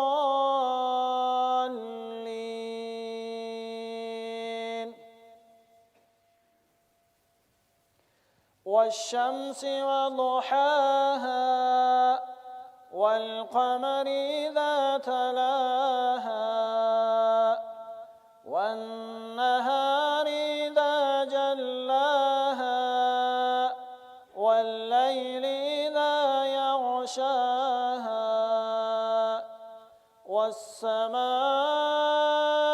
وما بناها والأرض وما طحاها ونفس وما سواها فألهمها فجورها وتقواها. قد أفلح من زكاها وقد خاب من دساها. كذبت ثمود بتغواها إذ انبعث أشقاها فقال لهم رسول الله ناقة الله وسقياها فكذبوه فعقروها فدمدم عليهم ربهم بذنبهم فسواها ولا يخاف عقباها. الله أكبر.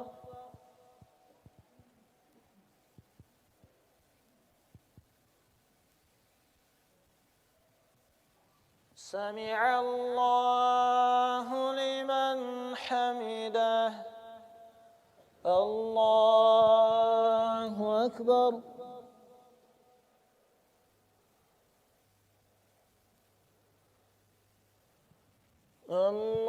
الله أكبر. الله أكبر.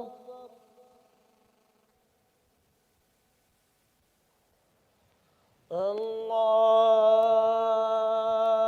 أكبر. الحمد لله رب العالمين الرحمن الرحيم مالك يوم الدين.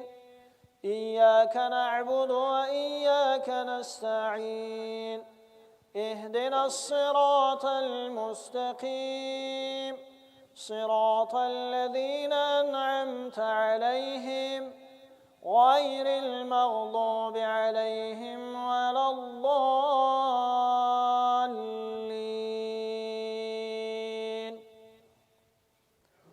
ألم نشرح لك صدرك ووضعنا عنك وزرك الذي أنقض ظهرك ورفعنا لك ذكرك فإن مع العسر يسرا إن مع العسر يسرا فإذا فرغت فانصب وإلى ربك فارغب.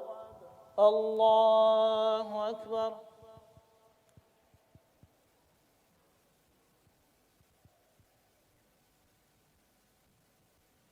سمع الله لمن حمده. الله أكبر.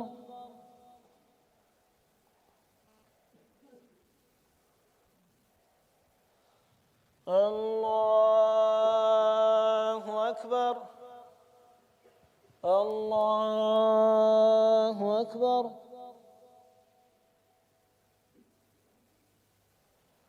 الله أكبر.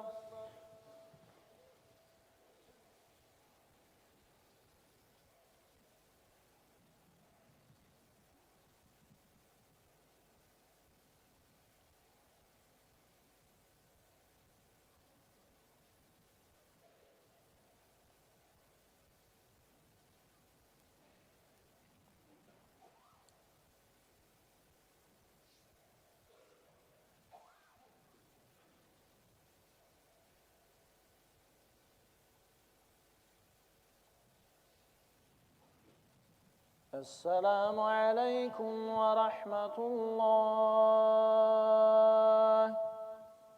السلام عليكم ورحمة الله. أستغفر الله أستغفر الله أستغفر الله. اللهم أنت السلام ومنك السلام تباركت ربنا وتعاليت يا ذا الجلال والإكرام برحمتك يا أرحم الراحمين.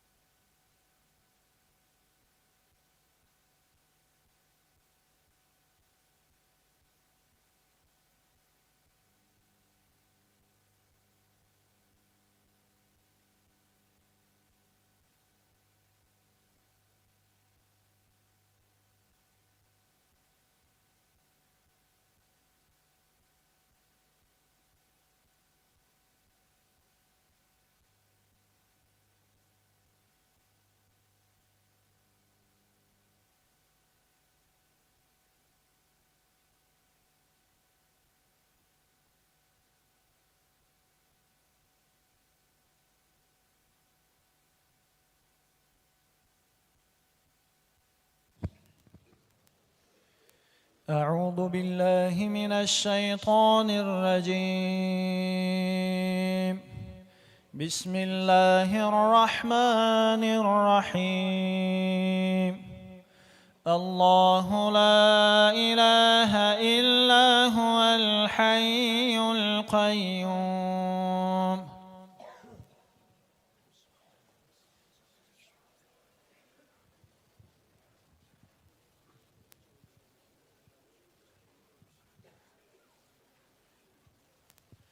سبحان الله.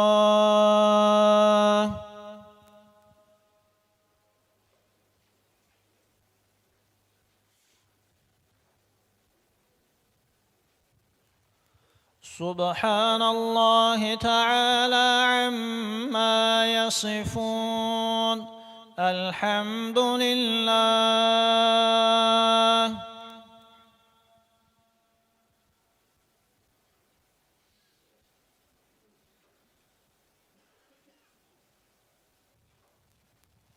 الحمد لله رب العالمين. الله أكبر.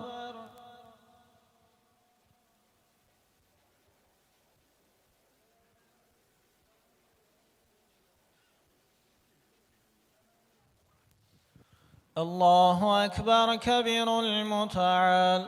لا إله إلا الله وحده لا شريك له. لا شريك له شهادة لا شريك له. لا شريك له شهادة موصلة إلى الله. آمين. دعوك يا حضرت. آمين.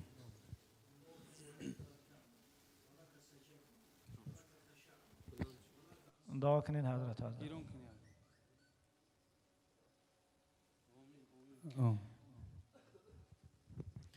اللهم لك ركعنا ولك سجدنا ولك خشعنا ولك أسلمنا وبك آمنا وعليك توكلنا فتقبل منا فرض صلاة الجمعة إنك أنت التواب الرحيم.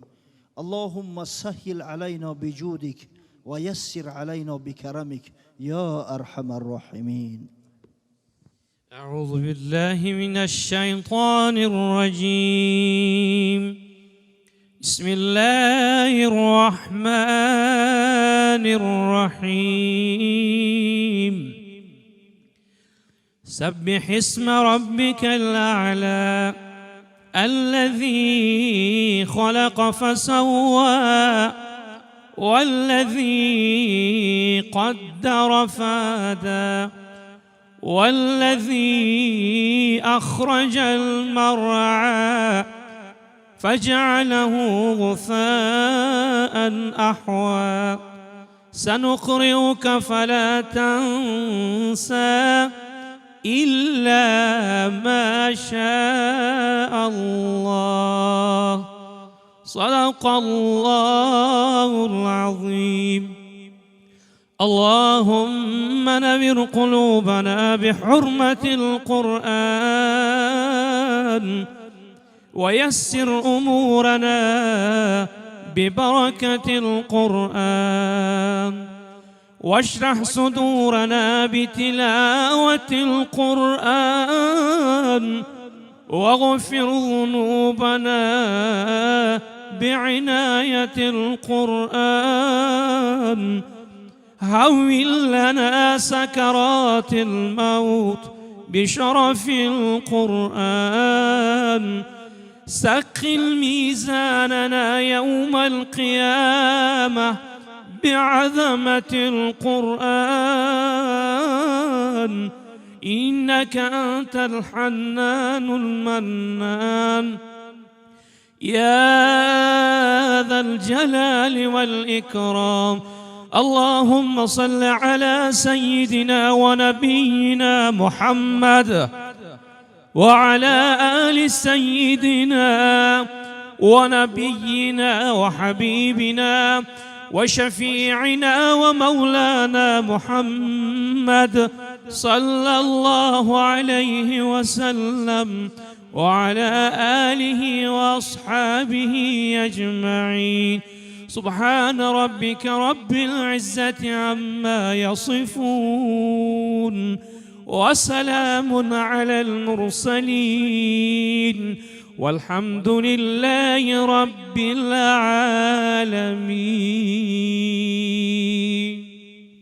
آمين.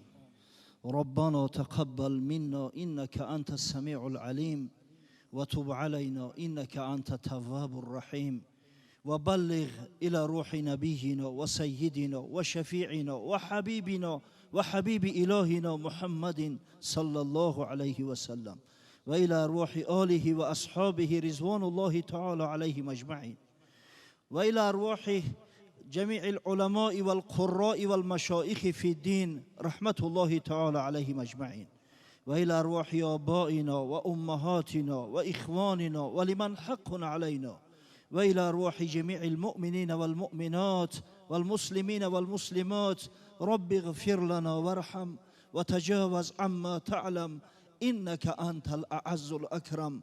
اللهم يا مصرف القلوب صرف قلوبنا على طاعتك. آمين يا رب العالمين.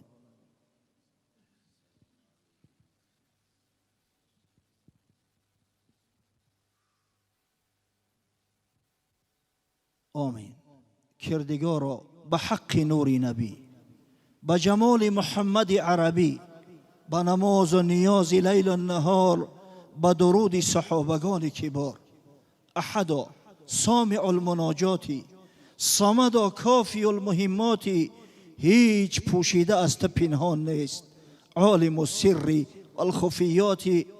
زیر و بالا نمیتوانم گفت خالق الارض و السماواتی.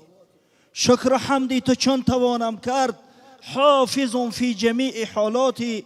هر دعایی که میکنند این بندگانی دست به دعا برداشته، این بندگانی مشتاق جمال محمد صلی الله علیه و سلم، فاستجیب یا مجیب دعواتی. آمین یا رب العالمین. خوش آمدن برادران اهل اسلام، خوش آمدن. خوش آمدن دوملا مهمانا. صلوا على محمد سيدنا محمد، صلوات بر محمد، صلوات بر محمد. گنج سخا محمد، کان حیا محمد، صدق و صفا محمد. صلوا على محمد، صلوا على محمد سيدنا محمد، صلوات بر محمد، صلوات بر محمد. مهرش بجان خریدیم، ما مصطفی ندیدیم، نام خوشش شنیدیم. صلوا على محمد، صلوا على محمد سيدنا محمد، صلوات بر محمد، صلوات بر محمد. آدم که جد ما بود، سرخیل انبیا بود، ورد زبانش این بود. صلوا على محمد، صلوا على محمد سيدنا محمد، صلوات بر محمد، صلوات بر محمد. اول که بود صدیق میکرد قتل زندیق، میگفت این را به تحقیق. صلوا على محمد صلوا على محمد سيدنا محمد صلوات بر محمد صلوات بر محمد دوم کی بود عمر بر عدل داد زیور می گفت برای منبر صلوا علی محمد صلوا علی محمد سیدنا محمد صلوات بر محمد صلوات بر محمد عثمان که سوم بود بحر حیا و دین بود ورد زبانش بود صلوا علی محمد صلوا علی محمد سیدنا محمد صلوات بر محمد صلوات بر محمد چارم کی بود حیدر در بر کرد و خیبر می گفت این را سراسر صلوا علی محمد صلوا علی محمد سیدنا محمد صلوات بر محمد صلوات بر محمد گویم ثنای سید خوانم دعای سید جانم فدای سید گویم ثنای سید خوانم دعای سید جانم فدای سید صلوا علی محمد سیدنا محمد صلوات بر محمد صلوات بر محمد